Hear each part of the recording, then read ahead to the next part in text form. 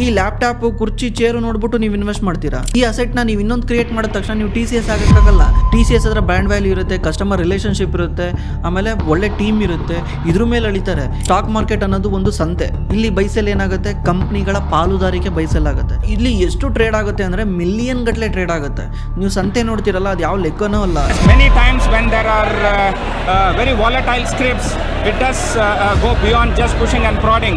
It goes to deep shouting and even fights, hand fights, sometimes it takes place. ಇಲ್ಲಿ ಒಂದೊಂದು ಸ್ಟಾಕ್ಸೇನೆ ಕೋಟ್ಯಾಂತರ volume ಅಲ್ಲಿ trade ಆಗುತ್ತೆ. ಈಗ ಹೊಸದಾಗಿ ಇಂಡಿಯಾ ಮತ್ತೆ ಪಾಕಿಸ್ತಾನ ಪ್ರಾಬ್ಲಮ್ ಮಾಡ್ಕೊಳಕ್ಕೆ ವರ್ಲ್ಡ್ ಬಿಡಲ್ಲ, ಪಾಕಿಸ್ತಾನಕ್ಕೂ ಸಪೋರ್ಟ್ ಮಾಡಲ್ಲ, ನಮ್ಮ ಇಂಡಿಯಾಗೂ ಸಪೋರ್ಟ್ ಮಾಡಲ್ಲ. ಜಗತ್ತಲ್ಲಿ ಆಲ್ರೆಡಿ ಲಾಟ್ ಆಫ್ ಪ್ರಾಬ್ಲಮ್ ಇದಾವೆ. ಒಂದು Trump tariff. So if you look at that, China, first row, China 67%, that's tariffs.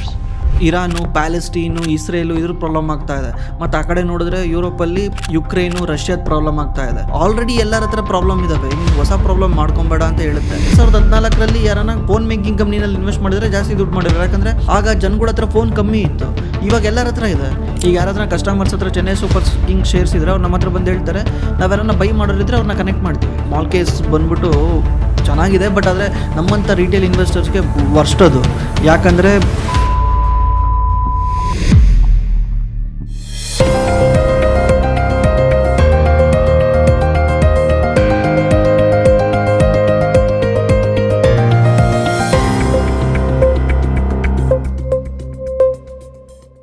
Future ಕಂಪ್ನೀಸ್ನ predict ಮಾಡೋದು ಹೇಗೆ? ಲೈಕ್ ಇವಾಗಿನ ಟೆಕ್ನಾಲಜಿ ಕಂಪ್ನಿ ಸ್ಟಾಕ್ ಪ್ರೈಸ್ ಕಡಿಮೆ ಆಗ್ತಾ ಇದೆ, ಹೇಗೆ ನಾವು ಫ್ಯೂಚರ್ನ ಪ್ರಿಡಿಕ್ಟ್ ಮಾಡೋದು? ನೀವು ಯಾವ ಕಂಪ್ನಿ ಬಗ್ಗೆ ಮಾತಾಡ್ತಿದ್ರೆ ನನಗೆ ಐಡಿಯಾ ಇಲ್ಲ. ಒಂದು ಕಂಪ್ನಿನ ಫ್ಯೂಚರ್ ಪ್ರಿಡಿಕ್ಟ್ ಮಾಡೋದು ಹೇಗೆ ಅಂದರೆ, ಯಾವತ್ತು ನಾವು ಆ ಕಂಪ್ನಿಯ ಶೇರ್ ಪ್ರೈಸ್ ನೋಡ್ಬಿಟ್ಟು ಆ ಕಂಪ್ನಿಯ ಫ್ಯೂಚರ್ ಪ್ರಿಡಿಕ್ಟ್ ಮಾಡೋಕ್ಕಾಗಲ್ಲ. ನೀವು ಆ ಕಂಪ್ನಿ ಫ್ಯೂಚರ್ ಪ್ರಿಡಿಕ್ಟ್ ಮಾಡಬೇಕಂದ್ರೆ ಆ ಕಂಪ್ನಿಯ ಬಿಸ್ನೆಸ್ ಮಾಡೆಲ್ ಅರ್ಥ ಮಾಡ್ಕೊಬೇಕು. ಮೇನ್ ಏನು ಅರ್ಥ ಮಾಡ್ಕೊಬೇಕಂದ್ರೆ, ಈ ಕಂಪ್ನಿ ಬಿಸ್ನೆಸ್ ಮಾಡಲ್, ಈ ಕಂಪ್ನಿ ಏನು ಮಾಡುತ್ತೆ, ಯಾವ ರೀತಿ ದುಡ್ಡು ಮಾಡುತ್ತೆ, ಈ ಕಂಪ್ನಿ ಯಾವ ಇಂಡಸ್ಟ್ರಿನಲ್ಲಿದೆ, ಅಂದರೆ ಯಾವ ಇಂಡಸ್ಟ್ರಿನಲ್ಲಿ ಕೆಲಸ ಮಾಡ್ತಾ ಇದೆ ಅಂತ ಚೆಕ್ ಮಾಡಬೇಕು. ಎಕ್ಸಾಂಪಲ್ ಕೋಲ್ಗೇಟ್ ಕಂಪ್ನಿ ಇದೆ. ಕೋಲ್ಗೇಟ್ ನೀವು ಸ್ಕ್ರೀನರಲ್ಲಿ ಹೋಗಿ ಚೆಕ್ ಮಾಡಿದ್ರೆ ಇದು ROE ಎಲ್ಲ ಚೆನ್ನಾಗಿದೆ. ಬಟ್ ಆದರೆ ನಾವಿಲ್ಲಿ ಏನು ಅರ್ಥ ಮಾಡ್ಕೊಬೇಕಂದ್ರೆ, ಕೋಲ್ಗೇಟು ಇಯರ್ ಆನ್ ಇಯರ್ ಪ್ರಾಫಿಟ್ನ ಗ್ರೋ ಮಾಡ್ತಾನ ಅಂತ. ಯಾಕಂದ್ರೆ ಆ ಪ್ರಾಡಕ್ಟಿಗೆ ಮಾರ್ಕೆಟಲ್ಲಿ ಅಷ್ಟೊಂದು ಡಿಮ್ಯಾಂಡ್ ಇದೆಯಾ ಅಂತ. ಹೌದು, ಡಿಮ್ಯಾಂಡ್ ಇದೆ. ನಮಗೆ ಇಲ್ಲಿ ಬೇಕಾಗಿರೋದು ಗ್ರೋತ್ ಅಂದ್ರೆ ಏನು, ವರ್ಷದಿಂದ ವರ್ಷಕ್ಕೆ ಇನ್ಕ್ರೀಸ್ ಆಗಬೇಕು. ಅದನ್ನು ನಾವು ನೋಡಬೇಕು. ಅಂದರೆ ಇಂಡಸ್ಟ್ರಿ ಗ್ರೋತ್ ಇರಬೇಕು. ಏನು ಇಂಡಸ್ಟ್ರಿ? FMCG industry. ಈಗ ಏನಾಗ್ತಿದೆ ಅಂದರೆ, ಪ್ರತಿಯೊಬ್ಬರು ಮನೆಯಲ್ಲೂ ಪೇಸ್ಟ್ ಯೂಸ್ ಮಾಡ್ತಾರೆ. ನಮ್ಮ ಮನೆ ಎಲ್ಲರ ಮನೆಯಲ್ಲೂ ಪೇಸ್ಟ್ ಯೂಸ್ ಮಾಡ್ತಾರೆ. ಈಗ ಆಲ್ರೆಡಿ ಲಾಸ್ಟ್ ಇಯರ್ ಕೋಲ್ಗೇಟ್ ಏನಾದರೂ 100 ಪೇಸ್ಟ್ನ ಸೆಲ್ ಮಾಡಿದರೆ, ಈಗ ಈ ಇಯರ್ ಏನಾದರೂ ಕೋಲ್ಗೇಟು 5 ಪೇಸ್ಟ್ನ ಎಕ್ಸ್ಟ್ರಾ ಸೆಲ್ ಮಾಡಿದ್ರೆ, ಅಂದರೆ 105 ಪೇಸ್ಟ್ನ ಸೆಲ್ ಮಾಡಿದ್ರೆ ಗ್ರೋತ್ ಎಷ್ಟಾಯಿತು? 5% ಆಯಿತು. ಈ 5% ಗ್ರೋತ್ಗೋಸ್ಕರ ನಾವು ಇನ್ವೆಸ್ಟ್ ಮಾಡಲ್ಲ. ನಾವು ಇನ್ವೆಸ್ಟ್ ಮಾಡೋದು 15 to 20% ಗ್ರೋತ್ ಸಿಗೋಕ್ಕೆ. ಈಗ ಏನು ಮಾಡಬೇಕು? ಕೋಲ್ಗೇಟು ಮಿನಿಮಮ್ ಅಂದ್ರೂ ವರ್ಷ 15ರಿಂದ 20 ಪೇಸ್ಟ್ಗಳನ್ನ ಎಕ್ಸ್ಟ್ರಾ ಸೆಲ್ ಮಾಡಬೇಕು. ಇದು ಪಾಸಿಬಿಲಿಟೀಸೇ ಇಲ್ಲ. ಯಾಕಂದರೆ ಎಲ್ಲರ ಮನೇಲಿ ಆಲ್ರೆಡಿ ಪೇಸ್ಟ್ ಯೂಸ್ ಮಾಡ್ತಿದ್ದಾರೆ. ಈ ಕೋಲ್ಗೇಟ್ ಏನು ಮಾಡಬೇಕು, ಜನ ಜಾಸ್ತಿ ಪೇಸ್ಟ್ ಯೂಸ್ ಮಾಡಬೇಕಂದ್ರೆ, ಮುಂಚೆ ಒಂದ್ಸಲ ಹೇಳ್ತಿದ್ನಲ್ಲ, ಡೈಲಿ 2 times ಬ್ರಷ್ ಮಾಡಿ ಅಂತ, ಈಗ 3 times ಬ್ರಷ್ ಮಾಡಿ ಅಂತ ಹೇಳಿಸ್ಬೇಕು ಡಾಕ್ಟ್ರಿಗೆ ದುಡ್ಡು ಕೊಟ್ಬಿಟ್ಟು. ಆಮೇಲೆ ಪ್ರೈಸ್ನ ಇನ್ಕ್ರೀಸ್ ಮಾಡಬೇಕು. ಅಂದರೆ ಲಾಸ್ಟ್ ಇಯರ್ ಒಂದು ಕೋಲ್ಗೇಟ್ ಪ್ರೈಸ್ ₹100 ಇದ್ರೆ, ಈಗ ₹105, ₹106 ಈ ಥರ ಇನ್ಕ್ರೀಸ್ ಮಾಡಬೇಕು. ಈ ಥರ ಇನ್ಕ್ರೀಸ್ ಮಾಡೋಕ್ಕಾಗಲ್ಲ. ಯಾಕಂದರೆ ಆಲ್ರೆಡಿ ಕಾಂಪಿಟೇಷನ್ ಕೂಡ ಇದೆ. ಇವನ್ ಪ್ರೈಸ್ ಇನ್ಕ್ರೀಸ್ ಮಾಡಿದ್ರೆ ಯೂನಿಲಿವರ್ದು ಕ್ಲೋಸ್ ಅಪ್ ಇದೆ. ಅದೇ ರೀತಿ ಪತಾಂಜಲಿದು ದಂತಕಾಂತಿ ಇದೆ. ಈ ಥರ ಬೇರೆ ಬೇರೆ ಕಾಂಪಿಟೇಷನ್ ಇರೋದ್ರಿಂದ ಜನ ಕೋಲ್ಗೇಟ್ ಬಿಟ್ಟು ಬೇರೆ ಕಡೆ ಹೋಗೋ ಚಾನ್ಸ್ ಇರುತ್ತೆ. ಅದಕ್ಕೆ ಆ ಥರ ಮಾಡೋಕ್ಕೂ ಬರಲ್ಲ. ನಾವು ಎಂಥ ಕಂಪ್ನಿನಲ್ಲಿ ಇನ್ವೆಸ್ಟ್ ಮಾಡಬೇಕಂದ್ರೆ, ಪೆನಿಟ್ರೇಷನ್ ತುಂಬ ಲೋ ಇರಬೇಕು. ನೀವು ಫ್ಯೂಚರಲ್ಲಿ ಇನ್ವೆಸ್ಟ್ ಮಾಡಬೇಕಂದ್ರೆ ಪೆನಿಟ್ರೇಷನ್ ತುಂಬ ಲೋ ಇರಬೇಕು. ಪೆನಿಟ್ರೇಷನ್ ಅಂದರೆ ಅದನ್ನು ಯೂಸ್ ಮಾಡ್ತಿರೋ ಸಂಖ್ಯೆ ತುಂಬ ಕಡಿಮೆ ಇರಬೇಕು. ನೀವು ಕೋಲ್ಗೇಟ್ ಕಂಪ್ನಿನಲ್ಲಿ ಅರ್ಲಿ ಡೇಸಲ್ಲಿ, ಅಂದರೆ 80s 70s 1970 ಏನಾದ್ರು ಇನ್ವೆಸ್ಟ್ ಮಾಡಿದ್ರೆ ನೀವು ಜಾಸ್ತಿ ದುಡ್ಡು ಮಾಡ್ತಿದ್ರಿ. ಯಾಕಂದರೆ ಆ ಟೈಮಲ್ಲಿ ನಮ್ಮ ಇಂಡಿಯಾದಲ್ಲೆಲ್ಲರೂ ಇದ್ಲು ಯೂಸ್ ಮಾಡೋರು, ನೀಮ್ ಯೂಸ್ ಮಾಡೋರು, ಅಂದರೆ ಬೇವಿನ ಕಡ್ಡಿ ಯೂಸ್ ಮಾಡೋರು. ಆಗ ನೀವು ಹೇಳ್ಬೋದಿತ್ತು, ಬರ್ತಾ ಜನ ಪೇಸ್ಟ್ನ ಯೂಸ್ ಮಾಡೋಕೆ ಸ್ಟಾರ್ಟ್ ಮಾಡ್ತಾರೆ, ಇದರಿಂದ ಕೋಲ್ಗೇಟಿಗೆ ಲಾಭ ಆಗುತ್ತೆ ಅಂತ ಪ್ರಿಡಿಕ್ಟ್ ಮಾಡ್ಬೋದಿತ್ತು. ಬಟ್ ಇವಾಗ ಎಲ್ಲರ ಮನೇಲೂ ಇದೆಯಲ್ಲ. ಅದೇ ರೀತಿ 2014 ಯಾರನ್ನ ಫೋನ್ ಮೇಕಿಂಗ್ ಕಂಪ್ನಿನಲ್ಲಿ ಇನ್ವೆಸ್ಟ್ ಮಾಡಿದ್ರೆ ಜಾಸ್ತಿ ದುಡ್ಡು ಮಾಡಿದ್ರು. ಯಾಕಂದ್ರೆ ಆಗ ಜನಗಳ ಹತ್ರ ಫೋನ್ ಕಮ್ಮಿ ಇತ್ತು. ಇವಾಗ ಎಲ್ಲರ ಹತ್ರ ಇದೆ. ಇವಾಗ ವರ್ಷದಿಂದ ವರ್ಷ ಗ್ರೋತ್ ರೇಟ್ ಕಮ್ಮಿ ಆಗ್ಬಿಡುತ್ತೆ. ಇದನ್ನೇ ಪೆನಿಟ್ರೇಷನ್ ಅಂತ ಕರಿತೀವಿ. ನೋಡಬೇಕು, ನೀವು ಪೆನಿಟ್ರೇಷನ್ ಎಲ್ಲಿ ಕಮ್ಮಿ ಇದೆ ಅಂತದಾಗೆ ಇನ್ವೆಸ್ಟ್ ಮಾಡಿದ್ರೆ ನೀವು ಲಾಂಗ್ ಟರ್ಮ್ ಅಲ್ಲಿ ದುಡ್ಡು ಮಾಡೋ ಚಾನ್ಸ್ ಜಾಸ್ತಿ ಇರುತ್ತೆ. ಪೆನಿಟ್ರೇಷನ್ ಅಂದ್ರೆ ಈಗ ಕಮ್ಮಿ ಜನ ಯೂಸ್ ಮಾಡ್ತಿದ್ದಾರೆ, ಬಟ್ ಫ್ಯೂಚರ್ ಅಲ್ಲಿ ಯೂಸ್ ಮಾಡೇ ಮಾಡ್ತಾರೆ. ಎಕ್ಸಾಂಪಲ್ ಸ್ಟಾಕ್ ಮಾರ್ಕೆಟ್ ಇರ್ಬೋದು. ಸ್ಟಾಕ್ ಮಾರ್ಕೆಟ್ ಇವಾಗ ಕಮ್ಮಿ ಜನ ಇನ್ವೆಸ್ಟ್ ಮಾಡ್ತಿದ್ದಾರೆ, but over A period of time ಜಾಸ್ತಿ ಜನ ಇನ್ವೆಸ್ಟ್ ಮಾಡೇ ಮಾಡ್ತಾರೆ. ಯಾಕಂದ್ರೆ ಇವಾಗ ಅವ್ರಿಗೆ ನಾಲೆಡ್ಜ್ ಇಲ್ಲ, over A period of time knowledge ಬಂದ್ರೆ ಜಾಸ್ತಿ ಜನ ಇನ್ವೆಸ್ಟ್ ಮಾಡೇ ಮಾಡ್ತಾರೆ. ಇದೇ ರೀತಿ ಪೆನಿಟ್ರೇಷನ್ ಇನ್ಕ್ರೀಸ್ ಆಗ್ತಾ ಹೋಗುತ್ತೆ. ಸರ್ ನಮಸ್ತೆ, ನಮ್ಮ ಅಂಕಲ್ ಜುಲೈಯಲ್ಲಿ ರಿಟೈರ್ಡ್ ಆಗ್ತಾ ಮಾಡ್ತಾರೆ ಅವರಿಗೆ ಅರೌಂಡ್ 36 ಲ್ಯಾಕ್ಸ್ ಸಿಗ್ತಾ ಇದೆ. ಅವರು ಪೆನ್ಷನ್ಗೂ ಎಲಿಜಿಬಲ್ ಇಲ್ಲ. ಓನ್ ಹೌಸ್ ಇದೆ, ಮಂತ್ಲಿ 8,000 ರೆಂಟಲ್ ಇನ್ಕಮ್ ಬರ್ತಾ ಇದೆ. 36 ಲ್ಯಾಕ್ಸ್ ಅಲ್ಲಿ ಒಂದು ಸೈಟ್ ಪರ್ಚೇಸ್ ಮಾಡಬೇಕು ಅಂತಿದ್ದಾರೆ. Around 20 to 25 lakhs. Remaining amount ಹೇಗೆ ಇನ್ವೆಸ್ಟ್ ಮಾಡಿದರೆ ಒಳ್ಳೇದು ಅಂತ ತಿಳಿಸಿಕೊಡಿ. ಮಂತ್ಲಿ ಇನ್ಕಮ್ ಬರೋ ತರ ಯಾವ ಪ್ಲಾನ್ ಮಾಡಿದರೆ ಬೆಟರ್ ಅಂತ ತಿಳಿಸಿಕೊಡಿ bro. I have been following your channel for a long time. Your videos on investing and stock market have truly made difference in my journey. Grateful for all that you are do sir. Uttara Karnataka, Hubli. Bro ಅವ್ರದ್ದು monthly expense ಎಷ್ಟಿದೆ ಒಂದ್ಸಲ ನೀವೇ calculate ಮಾಡಿ ನೋಡಿ. May be retired ಆಗಿದೆ ಅಂದರೆ ಒಂದು 15,000 ಇರುತ್ತೆ. ಅದಕ್ಕೆ ಬೇಕಂದರೆ ಸ್ವಂತ ಮನೆ ಬೇರೆ ಇದೆ, ಬೇರೆ ಏನು ಎಕ್ಸ್ಪೆನ್ಸ್ ಇರಲ್ಲ. ಮಕ್ಕಳು ಆಲ್ರೆಡಿ ಸೆಟ್ಲ್ ಆಗಿರ್ತಾರೆ, ಅವ್ರಿಗೆ ಸ್ಕೂಲ್ ಫೀಸ್ ಕಟ್ಟು ಆ ಫೀಸ್ ಕಟ್ಟು ಅಂತ ತಲೆನೋವಿರಲ್ಲ. ಒಂದು 15,000 ಬಂದರೆ ಅವ್ರು ಆರಾಮ್ಸೆ ಲೈಫ್ ಸ್ಟೈಲ್ನ ನಡೆಸ್ಕೊಂಡು ಹೋಗ್ತಾರೆ. ಈಗ ಅವ್ರಿಗೆ ಆಲ್ರೆಡಿ 8,000 ಇನ್ಕಮ್ ಬರ್ತಾ ಇದೆ. ಇದರಿಂದ ರೆಂಟಲ್ ಇನ್ಕಮ್ ಬರ್ತಾ ಇದೆ, ಇದು ಸೆಕ್ಯೂರ್ಡ್ ಇನ್ಕಮ್. ಇನ್ನು ಉಳಿದಿರೋದು ಒಂದು 10,000 ಅವ್ರಿಗೆ ಇನ್ಕಮ್ ಬರಬೇಕು. ಉಳಿದಿರೋ 10,000 ಇನ್ಕಮ್ ಬರಬೇಕಂದ್ರೆ ಅವರು ಸೈಟಲ್ಲಿ ತಗೊಂಡೋಗಿ ಅದನ್ನು ದುಡ್ಡು ಹಾಕಿದ್ರೆ ಕಂಪ್ಲೀಟ್ಲಿ ವೇಸ್ಟು, ಟೈಮ್ ವೇಸ್ಟು. ಯಾಕಂದರೆ ಈಗ ಆಲ್ರೆಡಿ ಅವ್ರಿಗೆ 65 ಆಗಿದೆ. ಈಗ ಸೈಟ್ ಮೇಲೆ ಹೋಗ್ಬೇಕಂದ್ರೆ 10 ವರ್ಷ ಬೇಕು. ಸೈಟ್ ಏನಾದರೂ 25 ಲಕ್ಷ ಸೈಟ್ 50 ಲಕ್ಷ ಆಗಬೇಕಂದ್ರೆ ಮಿನಿಮಮ್ ಅಂದರೂ 6-7 ವರ್ಷ ಬೇಕಾ. ಅಲ್ಲಿವರೆಗೂ ಕಾಯಬೇಕಂದ್ರೆ ಅವ್ರು ಆ ಫ್ರೂಟ್ನ ಎಂಜಾಯ್ ಮಾಡೋಕ್ಕಾಗಲ್ಲ. ಅಂದರೆ ಅವ್ರಿಗೆ ಮಂತ್ಲಿ ಇನ್ಕಮ್ನ ತಿನ್ನೋಕ್ಕಾಗಲ್ಲ. ಅದನ್ನು ಬೇರೆ ಅವರು ಮಕ್ಕಳಿಗೆ ಬಿಟ್ಟು ಹೋಗ್ಬೇಕಾಗುತ್ತೆ. ಆಮೇಲೆ ಅರ್ಜೆಂಟಿಗೆ ದುಡ್ಡು ಏನಾದರೂ ಬೇಕಾದಾಗ ಸೆಲ್ ಮಾಡೋದು ಭಯಂಕರ ಕಷ್ಟ. ಸೈಟ್ ಸೆಲ್ ಮಾಡೋದು ಭಾರಿ ಕಷ್ಟ. ಬಿಕಾಸ್ ನೀವು ಇವತ್ತು ಸೆಲ್ ಮಾಡ್ತಿದ್ದೀರಾ ಅಂದರೆ 6 ತಿಂಗಳು ಬಿಟ್ಟು ಸೆಲ್ ಆಗುತ್ತೆ, ಒಂದೊಂದು ದಿವಸ ವರ್ಷ ಬಿಟ್ಟು ಸೆಲ್ ಆಗುತ್ತೆ. ಅವ್ನು ಕಮ್ಮಿ ಪ್ರೈಸಿಗೆ ಕೇಳ್ತಾರೆ, ನೀವು ಕಮ್ಮಿ ಪ್ರೈಸಿಗೆ ಕೊಡಲ್ಲ, ಅಲ್ಲಿಗಲ್ಲಿ ಮ್ಯಾಚ್ ಆಗಲ್ಲ, ಅದರಿಂದ ಸೇಲ್ ಆಗಲ್ಲ. ನನ್ನ ಸಜೆಷನ್ ಏನಂದರೆ ಒಂದು ಸೀನಿಯರ್ ಸಿಟಿಸನ್ ಇನ್ವೆಸ್ಟ್ಮೆಂಟ್ ಪ್ಲಾನ್ ಅಂತ ಬರುತ್ತೆ, ಅದು ಗೌರ್ಮೆಂಟ್ ಅಂಡರ್ ಬರುತ್ತೆ. ಅದರಲ್ಲಿ ಅವರು ಬೇಕಾದ್ರೆ ಇನ್ವೆಸ್ಟ್ ಮಾಡ್ಬೋದು. ಅಪ್ ಟು 15 ಲ್ಯಾಕ್ ಇನ್ವೆಸ್ಟ್ ಮಾಡ್ಬೋದು ಅಂತ ಅನ್ಕೊಂಡಿದ್ದೀನಿ. ಅಪ್ ಟು 15 ಲಕ್ಷ ಇನ್ವೆಸ್ಟ್ ಮಾಡ್ಬೋದು. ಅದರಲ್ಲಿ ಹೈಯೆಸ್ಟ್ ಇಂಟ್ರೆಸ್ಟ್ ಕೊಡ್ತಾರೆ. 8.1% 8.5% ಏನೋ ಇಂಟ್ರೆಸ್ಟ್ ಕೊಡ್ತಾರೆ. ಅವ್ರು ಆ ದುಡ್ಡನ್ನ ತಗೊಂಡೋಗಿ ಅಲ್ಲಾಕಿದ್ರೆ, ಈಗ 15 ಲಕ್ಷ ಏನಾದರೂ ಅಲ್ಲಾಕಿದ್ರೆ ಅವ್ರಿಗೆ ಆಲ್ಮೋಸ್ಟ್ ಅಲ್ಲಿ ತಿಂಗಳ 10,000 ರೂಪಾಯಿ ಇಂಟ್ರೆಸ್ಟ್ ಬರುತ್ತೆ. ಇನ್ನು ಉಳಿದಿರೋ 25 ಲಕ್ಷನ ಅವರಿಗೆ ಸೈಟ್ ಮೇಲೆ ಇನ್ವೆಸ್ಟ್ ಮಾಡೋಕ್ಕೆ ಟ್ರೈ ಮಾಡ್ಬೋದು. ಅವ್ರಿಗೆ ಜಾಸ್ತಿ ರಿಟರ್ನ್ ಬೇಕಂದ್ರೆ ಸೈಟಲ್ಲಿ ಗ್ರೋಯಿಂಗ್ ಏರಿಯಾದಲ್ಲಿ ಇನ್ವೆಸ್ಟ್ ಮಾಡಬೇಕು. ಗ್ರೋಯಿಂಗ್ ಏರಿಯಾ ಅಂದರೆ ಸ್ಮಾಲ್ ಕ್ಯಾಪ್ ಇದ್ದಂಗೆ. ಇನ್ನು ಏರಿಯಾ ಮುಂದೆ ಗ್ರೋ ಆಗುತ್ತೆ ಅನ್ನೋ ಒಂದು ಪ್ರಿಡಿಕ್ಟ್ ಮಾಡಿ ಇನ್ವೆಸ್ಟ್ ಮಾಡಬೇಕು. ಬಟ್ ಅದು ರಿಸ್ಕು ಕೂಡ ಇರುತ್ತೆ. ಒಂದೊಂದ್ಸಲ ಆ ಏರಿಯಾ ಬಿಟ್ಬಿಟ್ಟು ಇನ್ನೊಂದು ಏರಿಯಾ ಗ್ರೋ ಆಗಿಬಿಡುತ್ತೆ. ಆ ಏರಿಯಾದಲ್ಲಿ ಏನೋ ಪ್ರಾಬ್ಲಮ್ ಬಂದ್ಬಿಡುತ್ತೆ, ಲಿಟಿಗೇಷನ್ ಬಂದ್ಬಿಡುತ್ತೆ, ಈ ಥರ ರಿಸ್ಕು ಇರುತ್ತೆ. ನನ್ನ ಪ್ರಕಾರ ಅವ್ರು ಈ ಟೈಮಲ್ಲಿ ರಿಸ್ಕ್ ತಗೊಳೋದು ಬೇಡ. ಬೆಟರ್ ಅದನ್ನ FD ಇಟ್ಕೊಳಕ್ಕೆ ಹೇಳಿ. ಉಳಿದಿದ್ದ 15 ಲಕ್ಷನ ಸೀನಿಯರ್ ಸಿಟಿಸನ್ ಸೇವಿಂಗ್ಸ್ ಫಂಡ್ ಅಂತ ಬರುತ್ತೆ, ಅದರಲ್ಲಿ ಇನ್ವೆಸ್ಟ್ ಮಾಡಕ್ಕೆ ಹೇಳಿ. FD ಇಟ್ಕೊಂಡ್ರೆ ಪ್ರಾಬ್ಲಮ್ ಏನಂದ್ರೆ, ಈಗ ನಿಮ್ಮ ಮಕ್ಕಳು ಅವಾಗವಾಗ ದುಡ್ಡು ಕೇಳೋದು ಅಥವಾ ಅವನಿಗೆ ಮದುವೆ ಮಾಡಕ್ಕೆ ಕೇಳೋದು, ಏನಾದರೂ ಮಧ್ಯದಲ್ಲಿ ಕಮಿಟ್ಮೆಂಟ್ ಬಂದರೆ ಈಸಿಲಿ ವಿಡ್ರಾ ಮಾಡ್ಬಿಡ್ತೀರಾ. ಕಷ್ಟಪಟ್ಟು ಸೇವ್ ಮಾಡಿರೋ ದುಡ್ಡು, 60 ವರ್ಷದವರೆಗೂ ಸೇವ್ ಮಾಡಿರೋ ದುಡ್ಡನ್ನ ಈಸಿಲಿ ಆ ದುಡ್ಡನ್ನ ವಿಡ್ರಾ ಮಾಡ್ಬಿಟ್ಟು 5 ಲಕ್ಷ ಖರ್ಚು ಮಾಡೋದು ಈಸಿ. ಅವ್ನಿಗೊಂದು ಬೈಕ್ ಬೇಕು ಅಂತ ಹಠ ಮಾಡಿದ್ರೆ, ತಗೊಳಪ್ಪ ನೀನು ಇರೋದೊಬ್ಬನೇ ಮಗ ಅಥವಾ ಮೊಮ್ಮಗ ಯಾರನ್ನ ಕೇಳ್ದ ಅಂದರೆ ತೆಗೆದು ಕೊಟ್ಬಿಡ್ತಾರೆ. ಆ ಥರ ತಪ್ಪಿಸ್ಕೊಬೇಕಂದ್ರೆ ಸೈಟ್ ಒಳ್ಳೇದೇ. ಯಾಕಂದರೆ ಸೈಟ್ನ ಸೆಲ್ ಮಾಡೋದು ಕಷ್ಟ ಇರೋದ್ರಿಂದ ಅಷ್ಟು ಈಸಿಯಾಗಿ ಸೆಲ್ ಮಾಡಲ್ಲ. ಆದರೆ ಇವರಿಗೆ ಮಂತ್ಲಿ ಇನ್ಕಮ್ ಬರಬೇಕಂದ್ರೆ ಇವ್ರು ಅದನ್ನು FD ಇಡೋದೇ ಬೆಸ್ಟ್. ನೀವು ಇದನ್ನ ಒಂದ್ಸಲ ಯೋಚನೆ ಮಾಡಿ, ನಿಮ್ಮ ಪರ್ಸ್ಪೆಕ್ಟಿವ್ ನಲ್ಲಿ ಯಾವ ತರ ಯೋಚನೆ ಮಾಡ್ತೀರಾ ಒಂದ್ಸಲ ಯೋಚನೆ ಮಾಡಿ, ಥಿಂಕ್ ಮಾಡಿ. How market react on present border tension and war situation between India and Pakistan. ನನ್ನ ಪ್ರಕಾರ ಮಾರ್ಕೆಟ್ ಅಷ್ಟೊಂದು ರಿಯಾಕ್ಟ್ ಮಾಡಲ್ಲ. ಇದರಿಂದ ಮಾರ್ಕೆಟ್ಗೆ ಏನು ಎಫೆಕ್ಟ್ ಆಗಲ್ಲ. ಯಾಕಂದರೆ ಜಗತ್ತಲ್ಲಿ ಆಲ್ರೆಡಿ ಲಾಟ್ ಆಫ್ ಪ್ರಾಬ್ಲಮ್ ಇದಾವೆ. ಒಂದು ಟ್ರಂಪ್ ಟ್ಯಾರಿಫು, ಇನ್ನೊಂದು ಮಿಡಲ್ ಈಸ್ಟಲ್ಲಿ ಪ್ರಾಬ್ಲಮ್ ಆಗ್ತಾ ಇದೆ, ಇರಾನು, ಪ್ಯಾಲೆಸ್ಟೀನು, ಇಸ್ರೇಲು ಇದ್ರ ಪ್ರಾಬ್ಲಮ್ ಆಗ್ತಾ ಇದೆ. ಮತ್ತು ಆ ಕಡೆ ನೋಡಿದ್ರೆ ಯುರೋಪಲ್ಲಿ ಯುಕ್ರೇನು, ರಷ್ಯಾದ ಪ್ರಾಬ್ಲಮ್ ಆಗ್ತಾ ಇದೆ. ಅದಿನ್ನೂ ಸ್ಟಾಪ್ ಆಗಿಲ್ಲ. ಈಗ ಹೊಸ್ದಾಗೆ ಇಂಡಿಯಾ ಮತ್ತು ಪಾಕಿಸ್ತಾನ ಪ್ರಾಬ್ಲಮ್ ಮಾಡ್ಕೊಳಕ್ಕೆ ವರ್ಲ್ಡ್ ಬಿಡಲ್ಲ. ಪಾಕಿಸ್ತಾನಕ್ಕೂ ಸಪೋರ್ಟ್ ಮಾಡಲ್ಲ, ನಮ್ಮ ಇಂಡಿಯಾಗೂ ಸಪೋರ್ಟ್ ಮಾಡಲ್ಲ. ಇಂಡಿಯಾ ಏನಾದರೂ ಆಕ್ಷನ್ ತಂತೀನಂದರೆ ವರ್ಲ್ಡ್ ನಿಜವಾಗ್ಲೂ ಸಪೋರ್ಟ್ ಮಾಡಲ್ಲ. ಯಾಕಂದರೆ ಆಲ್ರೆಡಿ ಎಲ್ಲರ ಹತ್ರ ಪ್ರಾಬ್ಲಮ್ ಇದಾವೆ, ನೀನು ಹೊಸ ಪ್ರಾಬ್ಲಮ್ ಮಾಡ್ಕೊಬೇಡ ಅಂತ ಹೇಳುತ್ತೆ. ಬಟ್ ಆದರೆ ವಾರ್ ಆಗ್ದಲೇ ಇರ್ಬೋದೇನೋ, ಬಟ್ ಎಕನಾಮಿಕಲಿ ಅವ್ರನ್ನ ಪುಲ್ ಡೌನ್ ಮಾಡೋಕ್ಕೆ ಏನೇನು ಮಾಡಬೇಕು ಅದನ್ನು ಟ್ರೈ ಮಾಡ್ಬೋದು. ಇಂಡಿಯಾನೂ ಟ್ರೈ ಮಾಡುತ್ತೆ, ಮಾಡ್ತಾನೆ ಇದೆ. ಅದೇ ರೀತಿ ವರ್ಲ್ಡ್ ಕೂಡ ಸಪೋರ್ಟ್ ಮಾಡುತ್ತೆ. ಈಗ ಅಮೆರಿಕ ಕೂಡ ಇಂಡಿಯಾ ಜೊತೆ ಅಲಯನ್ಸ್ ಚೆನ್ನಾಗಿದೆಯಾ, ಅಮೆರಿಕನೂ ಸಪೋರ್ಟ್ ಮಾಡುತ್ತೆ. ವಾರ್ ಮಾಡೋಕ್ಕೆ ಹೋಗ್ಬಿಟ್ರೆ ಏನಾಗುತ್ತೆ ಗೊತ್ತಾ, ಪಾಕಿಸ್ತಾನ್ಗೆ ಚೈನಾ ಸಪೋರ್ಟ್ ಮಾಡಿಬಿಡ್ತಾನೆ. ಪಾಕಿಸ್ತಾನ್ಗೆ ಚೈನಾ ಸಪೋರ್ಟ್ ಮಾಡಿದ್ದಾನೆ ಅಂದ ತಕ್ಷಣ ಅಮೆರಿಕ ಇಂಡಿಯಾಗೆ ಸಪೋರ್ಟ್ ಮಾಡ್ತಾನೆ. ಇದರಿಂದ ವಾರ್ ದೊಡ್ಡದೇ ಆಗ್ತಾ ಹೋಗುತ್ತೆ ಹೊರತು ಸಣ್ಣದಾಗಲ್ಲ. ಅವ್ರನ್ನ ಶೂಟ್ ಮಾಡಿ ಕೊಲ್ಲೋದಕ್ಕಿಂತ ಒಟ್ಟಿಗೆ ಇಟ್ಟಿಲ್ದಲೇ ಸಾಯ್ಬೇಕು ಅವರು. ಅವಾಗ ಅವ್ರಿಗೆ ಬುದ್ಧಿ ಬರುತ್ತೆ, ಎಕನಾಮಿಕಲಿ ಅವ್ರನ್ನ ತುಳಿಬೇಕು. ಯಾಕಂದರೆ ಶೂಟ್ ಮಾಡಿದ್ರೆ 3 ದಿವಸ ಎಲ್ಲರನ್ನೂ ಏನೂ ಮಾಡೋಕ್ಕಾಗಲ್ಲ. ನಿಜವಾಗ್ಲೂ ವಾರಲ್ಲಿ ಯಾರು ಸಾಯ್ತಾರೆ? ಪಾಪ ಸೈನಿಕರು ಸಾಯ್ತಾರೆ, ಲೀಡರ್ಗಳು ಸಾಯ್ತಾರ. ಲೀಡರ್ಗಳಿಗೆ ತೊಂದರೆ ಮಾಡಬೇಕಂದ್ರೆ ಎಕನಾಮಿಕಲಿ ಹೊಡಿಬೇಕು. ಆವಾಗ ನೆಕ್ಸ್ಟ್ ಟೈಮ್ ಓಟ್ ಕೇಳಕ್ಕೆ ಹೋಗ್ತಾರಲ್ಲ, ಅವಾಗ ಅವ್ರಿಗೆ ಅರ್ವಾಗುತ್ತೆ.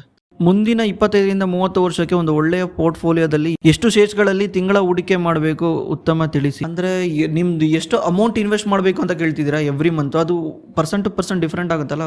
ಒಬ್ಬೊಬ್ಬ ತಿಂಗಳ 1 ಲಕ್ಷನೂ SIP ಮಾಡ್ತಾನೆ, ಒಬ್ಬೊಬ್ಬ 10,000 ಮಾಡ್ತಾನೆ, ಒಬ್ಬರು 5,000 ಮಾಡ್ತಾರೆ. ನಿಮ್ಮ ಕೆಪಬಿಲಿಟಿ ಎಷ್ಟಿದೆ ಅದ್ರ ಮೇಲೆ ನೀವು ಇನ್ವೆಸ್ಟ್ ಮಾಡಿ. ನನ್ನ ಪ್ರಕಾರ ನೀವೇನು ಕೇಳ್ತಿದ್ದೀರಾ ಅಂದರೆ ಪೋರ್ಟ್ಫೋಲಿಯೋದಲ್ಲಿ ಎಷ್ಟು ಸ್ಟಾಕ್ಸ್ ಇರಬೇಕು ಅಂತ ಇರಬೇಕು. ಮೇ ಬಿ ಶೇರ್ಸ್ ಅಂದರೆ ತಿಂಗಳು ಬೇರೆ ಕೇಳಿದ್ದೀರಾ, ಇಲ್ಲಿ ಕನ್ಫ್ಯೂಸ್ ಆಗ್ತಾ ಇದೆ ನನಗೆ. ನೀವೇನಾದರೂ 20,000 ದುಡಿತಾ ಇದ್ರೆ 5,000 ಮಿನಿಮಮ್ ಸೇವ್ ಮಾಡಲೇಬೇಕು. 5,000 ನೀವು SIP ಮಾಡಬೇಕು ಅಥವಾ ಏನೋ ಒಂದು ಬ್ಯಾಂಕಲ್ಲಿ ಇಡೋದು, ಏನೋ ಒಂದು 5,000 ಸೇವ್ ಮಾಡಲೇಬೇಕು. ಅದೇ 50,000 ದುಡಿತಾ ಇದ್ರೆ ಮಿನಿಮಮ್ 15,000 ರಿಂದ 20,000 ರೂಪಾಯಿ ನೀವು ಎವ್ರಿ ಮಂತ್ ಸೇವ್ ಮಾಡಲೇಬೇಕು. ಈ ಥರ ಮಾಡೋದ್ರಿಂದ ನೀವು 25 ವರ್ಷದವರೆಗೂ ಕಾಯ್ದೇನು ಬೇಕಾಗಿಲ್ಲ. 15 ವರ್ಷ 20 ವರ್ಷಕ್ಕೇನೆ ನಿಮ್ಮ ಹತ್ರ ಒಂದು ಒಳ್ಳೆ ದುಡ್ಡು ಇರುತ್ತೆ. ಅಥವಾ ನೀವೇ ಪೋರ್ಟ್ಫೋಲಿಯೋ ಬಿಲ್ಡ್ ಮಾಡ್ತಿದ್ದೀರಾ ಅಂದರೆ 20 ರಿಂದ 21 ಕಂಪ್ನಿನಲ್ಲಿ ನೀವು ಇನ್ವೆಸ್ಟ್ ಮಾಡಬೇಕು. ಈ ಸರಿ ಕ್ವಶನ್ ಅರ್ಥ ಆಗಿಲ್ಲ, ಇನ್ನೊಂದ್ಸಲ ಬೇಕಾದ್ರೆ ಕಾಮೆಂಟ್ ಮಾಡಿ, ನೆಕ್ಸ್ಟ್ ಟೈಮ್ ಪಿಕ್ ಮಾಡಿ ಆನ್ಸರ್ ಮಾಡಕ್ಕೆ ಟ್ರೈ ಮಾಡ್ತೀನಿ. Systematic transfer plan is different from switching. ಹೌದು, systematic transfer plan different from switching. ಅವ್ರು ಲಾಸ್ಟ್ ಟೈಮ್ ಕ್ವಶನ್ ಕೇಳಿದ್ದೇನೆಂದ್ರೆ ನಾನು STP ಮಾಡ್ತೀನಿ one fund to other fund ಅಂತ. ಆ ಥರ ಮಾಡಕ್ಕೆ ಬರಲ್ಲ. ನೀವೇನು ಮಾಡ್ಬೋದು, ಅದ್ರ ಬದಲು SIPನೇ ಬೆಸ್ಟ್ ನನ್ನ ಪ್ರಕಾರ. ಸಿಸ್ಟಮ್ಯಾಟಿಕ್ ಟ್ರಾನ್ಸ್ಫರ್ ಪ್ಲಾನ್ ಎಲ್ಲಿ ವರ್ಕ್ ಆಗುತ್ತೆ ಅಂದರೆ, ಈಗ ನಿಮ್ಮ ಹತ್ರ ಒಂದು ಸ್ವಲ್ಪ ದುಡ್ಡಿದೆ, ನನ್ನ ಹತ್ರ ಒಂದು 10 ಲಕ್ಷ ರೂಪಾಯಿ ದುಡ್ಡಿದೆ, ನನಗೆ ಮಾರ್ಕೆಟ್ ಕಂಡ್ರೆ ಭಯ ಆಗ್ತಾ ಇದೆ ಇವಾಗ ಮಾರ್ಕೆಟಲ್ಲಿ ಇನ್ವೆಸ್ಟ್ ಮಾಡೋಕ್ಕೆ. ಬಿಕಾಸ್ ಏನೋ ಸಾವಿರಾರು ರೀಸನ್ ಇರ್ಬೋದು, ಮಾರ್ಕೆಟ್ ಕಂಡ್ರೆ ಭಯ ಆಗ್ತಾ ಇದೆ. ನಾನೇನು ಮಾಡ್ತೀನಿ, ಆ ದುಡ್ಡನ್ನ ಲಿಕ್ವಿಡ್ ಫಂಡಲ್ಲಿ ಇಡ್ತೀನಿ. ಲಿಕ್ವಿಡ್ ಫಂಡ್ ಅಂತ ಬರ್ತವೆ. Liquid fund is almost like debt fund ಇದ್ದಂಗೆ, ಅದು ಮಾರ್ಕೆಟಲ್ಲಿ ಇನ್ವೆಸ್ಟ್ ಆಗಲ್ಲ. ಲಿಕ್ವಿಡ್ ಫಂಡಲ್ಲಿ 10 ಲಕ್ಷ ಹಾಕ್ತೀನಿ, ನಾನು ಸಿಸ್ಟಮ್ಯಾಟಿಕ್ಲಿ ಟ್ರಾನ್ಸ್ಫರ್ ಮಾಡ್ತೀನಿ. ಏನಂದರೆ 15 ದಿವಸಕ್ಕೊಂದ್ಸಲ ಇಲ್ಲಿ 1 ಲಕ್ಷ ಡೈರೆಕ್ಟ್ ಲಂಸಮ್ ಇನ್ವೆಸ್ಟ್ ಆಗಲಿ ಅಂತ. ಈ ಥರ ಯಾವಾಗ ಮಾಡೋಕ್ಕಾಗುತ್ತೆ ಅಂದರೆ, ನೀವೇನಾದ್ರು ಕ್ವಾಂಟಲ್ಲಿ ಇನ್ವೆಸ್ಟ್ ಮಾಡಿದರೆ ಕ್ವಾಂಟ್ ಲಿಕ್ವಿಡ್ ಫಂಡಲ್ಲಿ ಇನ್ವೆಸ್ಟ್ ಮಾಡಿನೇ quant large cap fund, quant mid cap ಫಂಡಿಗೆ ಟ್ರಾನ್ಸ್ಫರ್ ಮಾಡೋಕ್ಕಾಗುತ್ತೆ. ಅದೇ ರೀತಿ HDFC ಲಿಕ್ವಿಡ್ ಫಂಡಲ್ಲಿ ಇನ್ವೆಸ್ಟ್ ಮಾಡಿದರೆ HDFC mid cap, HDFC large ಕ್ಯಾಪಲ್ಲಿ ಟ್ರಾನ್ಸ್ಫರ್ ಮಾಡೋಕ್ಕಾಗುತ್ತೆ. ನೀವು ಒಂದು ಕಂಪ್ನಿಯಿಂದ ಇನ್ನೊಂದು ಕಂಪ್ನಿಗೆ ಮಾಡೋದು ಆಲ್ಮೋಸ್ಟ್ ಇಂಪಾಸಿಬಲ್ ಆಗೋದೇ ಇಲ್ಲ. ಅದ್ರ ಬದಲು ವಿಡ್ರಾ ಮಾಡಬೇಕಾಗುತ್ತೆ ಅಷ್ಟೇ, ಅದು ಬಿಟ್ಟರೆ ಬೇರೆ ದಾರಿ ಇಲ್ಲ. ಸಿಸ್ಟಮ್ಯಾಟಿಕ್ ಟ್ರಾನ್ಸ್ಫರ್ ಪ್ಲಾನ್ ಈ ಥರ ವರ್ಕ್ ಆಗುತ್ತೆ. ಅಭಿಬ್ರೋ, ನಾವು broker app like Zerodha, grow, angel one ಅಲ್ಲಿ ಒಂದು ಟ್ಯಾಪ್ ಅಲ್ಲಿ ಸ್ಟಾಕ್ ನ ಬೈ ಮತ್ತು ಸೆಲ್ ಮಾಡ್ತೀವಿ. ಅದರ ಬ್ಯಾಕ್ ಗ್ರೌಂಡ್ ಪ್ರೋಸೆಸ್ ಹೇಗಿರುತ್ತೆ, ನಮ್ಮ ಸ್ಟಾಕ್ ಯಾರು ಬೈ ಮಾಡ್ತಾರೆ ಮತ್ತು ಯಾವ ಸ್ಟಾಕ್ ಇಂದ ಯಾರಿಂದ ಬೈ ಮಾಡ್ತೀವಿ, ದಯವಿಟ್ಟು ತಿಳಿಸಿ. ಇದ್ರ ಬಗ್ಗೆ ಒಂದ್ಸಲ ಎಕ್ಸ್ಪ್ಲೈನ್ ಮಾಡಿದ್ದೀನಿ, ಇನ್ನೊಂದ್ಸಲ ಬೇಕಾದ್ರೆ ಮಾಡ್ತೀನಿ. ಸ್ಟಾಕ್ ಮಾರ್ಕೆಟ್ ಅನ್ನೋದು ಒಂದು ಸಂತೆ, ಒಂದು ಮಾರ್ಕೆಟ್ ಇದ್ದಂಗೆ. ಇಲ್ಲಿ ಬೈ ಸೆಲ್ ಏನಾಗುತ್ತೆ, ಸಂತೆನಲ್ಲಿ ಬೈ ಸೆಲ್ ಏನಾಗುತ್ತೆ, ತರಕಾರಿಗಳು ಬೈ ಸೆಲ್ ಆಗ್ತವೆ. ಇಲ್ಲಿ ಬೈ ಸೆಲ್ ಏನಾಗುತ್ತೆ, ಕಂಪ್ನಿಗಳ ಪಾಲುದಾರಿಕೆ ಬೈ ಸೆಲ್ ಆಗುತ್ತೆ. ಕಂಪ್ನಿಗಳ ಪಾಲುದಾರಿಕೆ ಒಂದು ಸರ್ಟಿಫಿಕೇಟ್ ಇರುತ್ತೆ ಅನ್ಕೊಳ್ಳಿ. ಆ ಸರ್ಟಿಫಿಕೇಟ್ನ ತುಂಬ ಜನ ತಗೊಳಕ್ಕೂ ಬರ್ತಾರೆ, ಸೆಲ್ ಮಾಡೋಕ್ಕೂ ಬರ್ತಾರೆ. ಇಲ್ಲಿ ಎಷ್ಟು ಟ್ರೇಡ್ ಆಗುತ್ತೆ ಅಂದರೆ ಮಿಲಿಯನ್ ಗಟ್ಟಲೆ ಟ್ರೇಡ್ ಆಗುತ್ತೆ. ನೀವು ಸಂತೆ ನೋಡ್ತಿರಲ್ಲ, ಅದು ಯಾವ ಲೆಕ್ಕನೂ ಅಲ್ಲ. ಇಲ್ಲಿ ಒಂದೊಂದು ಸ್ಟಾಕ್ಸೇನೆ ಕೋಟ್ಯಾಂತರ ವಾಲ್ಯೂಮಲ್ಲಿ ಟ್ರೇಡ್ ಆಗುತ್ತೆ. ಇದರಿಂದ ಇಲ್ಲಿ ಯಾರಿಗೆ ಸೆಲ್ ಮಾಡಿದ್ರೆ ಯಾರಿಗೆ ಬೈ ಮಾಡಿದ್ರೆ ಅಂತ ಕಂಡಿಡಿಯೋದು ಕಷ್ಟ. ಜೆರೋದಾ ಮತ್ತು ಏಂಜಲ್ ಒನ್ ಏನು ಮಾಡ್ತಾರೆ ಅಂದರೆ, ಅವರೊಂಥರ ನೀವು ಸಂತೆಗಳಲ್ಲಿ ನೋಡಿರ್ತೀರಲ್ವ, ಒಬ್ಬರು ಇದನ್ನ ಹಾಕೊಂಡು ಕುಂತಿರ್ತಾರೆ. ಈಗ ರೈತರು ಏನಂದ್ರೆ, ರೈತರು ಡೈರೆಕ್ಟ್ ಕಂಪ್ನಿಗಳಿದ್ದಂಗೆ ಅವರೇ ಬೆಳೆಯೋದು. ಈಗ ಅದನ್ನ ತಗೊಂಬಂದು ಅಲ್ಲಿ ಮಾರ್ತಾರಲ್ವಾ, ಅವ್ರು ಯಾರು ಅಂದರೆ ಏಂಜಲ್ ಒನ್ ಜೆರೋದಾ ಇದ್ದಂಗೆ. ಅಲ್ಲಿ ತಗೊಂಬಂದು ಮಾರ್ತಿರೋರು, ಅಲ್ಲಿ ತಗೊಂತಿರೋರು ಯಾರು ಅಂದರೆ ನೀವು ಹೋಗ್ತೀರಾ, ಅವ್ರ ಹತ್ರ ಹೋಗ್ಬಿಟ್ಟು ಟೊಮೊಟೊ ಕೊಡಪ್ಪ ಅಂತ ತಗೊಂತೀರಾ. ತಗೊಂಡ್ಬಿಟ್ಟು ನೀವು ಮನೆಗೆ ಹೋಗೋ ಅಷ್ಟೊತ್ತಿಗೆ ಟೊಮೊಟೊ ಪ್ರೈಸ್ ನೀವು 10 ರೂಪಾಯಿಗೆ ತಗೊಂಡಿರೋದು 20 ರೂಪಾಯಿ ಆಗ್ಬಿಟ್ರೆ ನೀವು ವಾಪಸ್ ತಗೊಂಬಂದು ಸೆಲ್ ಮಾಡಕ್ಕೆ ಬರಲ್ಲ. ಬಿಕಾಸ್ ಅದ್ರದ್ದು ಶೆಲ್ಫ್ ಲೈಫ್ ಇರಲ್ಲ. ಅಕಸ್ಮಾತ್ ಅದನ್ನ ವಾಪಸ್ ತಗೊಂಬಂದು ಸೆಲ್ ಮಾಡ್ಬೋದು ಅನ್ನಂಗಿದ್ರೆ ಗೋಲ್ಡ್ ಥರ ನೀವೇನು ಮಾಡ್ತೀರಾ, ಅವನಿಗೆ ಯಾರಾದ್ರೂ ತಗೊಂಡಿದ್ರು ಅವ್ನಿಗೆ ಸೆಲ್ ಮಾಡಕ್ಕೆ ಹೋಗ್ತೀರಾ. ಅವನೇನು ಮಾಡ್ತಾನೆ, ಯಾರನ್ನಾದ್ರೂ ಹುಡುಕ್ತಾನೆ ಬೈ ಮಾಡೋರ್ನ. ಯಾರಾದ್ರೂ 20 ರೂಪಾಯಿಗೆ ಟೊಮೊಟೊ ಬೈ ಮಾಡೋಕ್ಕಿದ್ದೀರಾ ಅಂತ ಹುಡುಕ್ತಾನೆ, ನಿಮ್ಮ ಹತ್ರ ಇಸ್ಕೊಂಡು ಅವ್ರಿಗೆ ಸೆಲ್ ಮಾಡ್ತಾನೆ. ಮಧ್ಯದಲ್ಲಿ ಇವ್ನು ಇರ್ತಾನಲ್ಲ, ಇದಕ್ಕೆ ಇವನ್ನ ಬ್ರೋಕರ್ಸ್ ಅಂತ ಕರೀತಾರೆ. ಬಟ್ ಆದರೆ ಇದು minute to minute, second to second buy sell ಆಗ್ತಾನೆ ಇರುತ್ತೆ. ಕೋಟ್ಯಾಂತರ ರೂಪಾಯಿ ಬೈ ಸೆಲ್ ಆಗ್ತಾ ಇರುತ್ತೆ. ಮುಂಚೆ ಇದು ಆಫ್ಲೈನಲ್ಲಿ ಆಗ್ತಾ ಇತ್ತು, ಶೇರ್ ಸರ್ಟಿಫಿಕೇಟ್ ಥ್ರೂ ಆಗ್ತಾ ಇತ್ತು. ಈಗಲೂ ಕೂಡ ಅನ್ಲಿಸ್ಟೆಡ್ ಶೇರ್ಸ್ ಏನಿದಾವಲ್ಲ, ಅದು ಅದೇ ರೀತಿ ನಡೆಯೋದು. ಈಗ ನಾವು ಅದೇ ರೀತಿ ಸೆಲ್ ಮಾಡಿಸ್ತೀವಿ. ಯಾರ ಹತ್ರ ಏನಾದರೂ ಶೇರ್ಸ್ ಇದ್ರೆ, ಈಗ NSE ಈ ಥರ ಬೇರೆ ಬೇರೆ ಕಂಪ್ನಿಗಳು ಸ್ಟಿಲ್ ಟ್ರೇಡ್ ಆಗುತ್ತೆ. ಅದ್ರದ್ದು ಅನ್ಲಿಸ್ಟೆಡ್ ಶೇರ್ ಇದೆ. ಚೆನ್ನೈ ಸೂಪರ್ ಕಿಂಗ್ಸ್ ಶೇರ್ ಇದೆ, ಅದು ಲಿಸ್ಟೆಡ್ ಆಗಿಲ್ಲ, ಅನ್ಲಿಸ್ಟೆಡ್ ಮಾರ್ಕೆಟಲ್ಲಿ ಟ್ರೇಡ್ ಆಗುತ್ತೆ. ಈಗ ಯಾರಾದ್ರೂ ಕಸ್ಟಮರ್ಸ್ ಹತ್ರ ಚೆನ್ನೈ ಸೂಪರ್ ಕಿಂಗ್ಸ್ ಶೇರ್ಸ್ ಇದ್ರೆ ಅವ್ರು ನಮ್ಮ ಹತ್ರ ಬಂದು ಹೇಳ್ತಾರೆ, ನಾವ್ಯಾರನ್ನ ಬೈ ಮಾಡೋರಿದ್ರೆ ಅವ್ರನ್ನ ಕನೆಕ್ಟ್ ಮಾಡ್ತೀವಿ. ಬಟ್ ಇಲ್ಲಿ ನೀವು ಏಂಜಲ್ ಒನ್ ಜೆರೋದಾದಲ್ಲಿ ಏನು ಮಾಡ್ತಿದ್ದೀರಾ ಅಂದರೆ, ಆಟೋಮೆಟಿಕ್ಲಿ ನೀವೇ ಮಾಡ್ತಿದ್ದೀರಾ. ಅಲ್ಲಿ ಅವರು ಪ್ಲಾಟ್ಫಾರ್ಮ್ನ ಬಿಲ್ಡ್ ಮಾಡ್ಕೊಟ್ಟಿದ್ದಾರೆ, ಅವ್ರು ನಿಮ್ಗೆ ಒಂದು ಸಾಫ್ಟ್ವೇರ್ ಬಿಲ್ಡ್ ಮಾಡ್ಕೊಟ್ಟಿದ್ದಾರೆ, ಅದ್ರ ಥ್ರೂ ನೀವು ಬೈ ಸೆಲ್ ಮಾಡ್ತಾ ಇದ್ದೀರಾ. ಸ್ಮಾಲ್ ಕೇಸ್ ಬಗ್ಗೆ ಹೇಳಿ bro, 4 time comment. Small case ಬಗ್ಗೆ ನಾನು ಯಾಕೆ ಮಾತಾಡಲ್ಲ ಅಂದರೆ, ಅದ್ರ ಬಗ್ಗೆ ಒಂದು ಸಪ್ರೇಟ್ ಒಂದು ವಿಡಿಯೋ ಮಾಡ್ತೀನಿ. ನಾನು ಸ್ಮಾಲ್ ಕೇಸ್ ಬಂದ್ಬಿಟ್ಟು ಚೆನ್ನಾಗಿದೆ, ಬಟ್ ಆದರೆ ನಮ್ಮಂಥ ರಿಟೇಲ್ ಇನ್ವೆಸ್ಟರ್ಸ್ಗೆ ವರ್ಸ್ಟ್ ಅದು. ಯಾಕಂದರೆ ಅಲ್ಲಿ ಅವನು ರೀಬ್ಯಾಲೆನ್ಸ್ ಮಾಡ್ಬೇಕಾದ್ರೆ ನಿಮಗೆ ಮೇಲ್ ಕಳಿಸ್ತಾನೆ. ಮೇಲ್ ಕಳಿಸ್ದಾಗ ಎಷ್ಟೋ ಜನ ನೋಡೋದೇ ಇಲ್ಲ. ಆಮೇಲೆ ಸ್ಟಾಕ್ ಏನಾದರೂ ಅವ್ನು ಫಂಡ್ ಮ್ಯಾನೇಜರ್ಸ್ ಬೈ ಮಾಡಿರೋ ಸ್ಟಾಕ್ ಏನಾದರೂ ಮೇಲ್ ಹೋದ್ರೆ ಫಂಡ್ ಮ್ಯಾನೇಜರ್ ಕಳಿಸಿರ್ತಾನೆ, ಈ ಸ್ಟಾಕ್ ಬಂದ್ಬಿಟ್ಟು ಬೈ ಮಾಡ್ರಿ ಅಂತ ನಿಮ್ಮ ಕೈಯಲ್ಲೇ. ಅಕಸ್ಮಾತ್ ಆ ಸ್ಟಾಕ್ ಏನಾದರೂ ಕೆಳಗೆ ಬಂದಿದ್ರೆ ನೀವು ಥಿಂಕ್ ಮಾಡ್ತೀರಾ, ಇದು ಕಮ್ಮಿ ಡಬ್ಬಾ ಕಂಪ್ನಿ ಸರಿ ಇಲ್ಲ ಅಂತ ಥಿಂಕ್ ಮಾಡಿಬಿಟ್ಟು ಅದನ್ನು ಬೈ ಮಾಡೋಕ್ಕೆ ಹೋಗಲ್ಲ.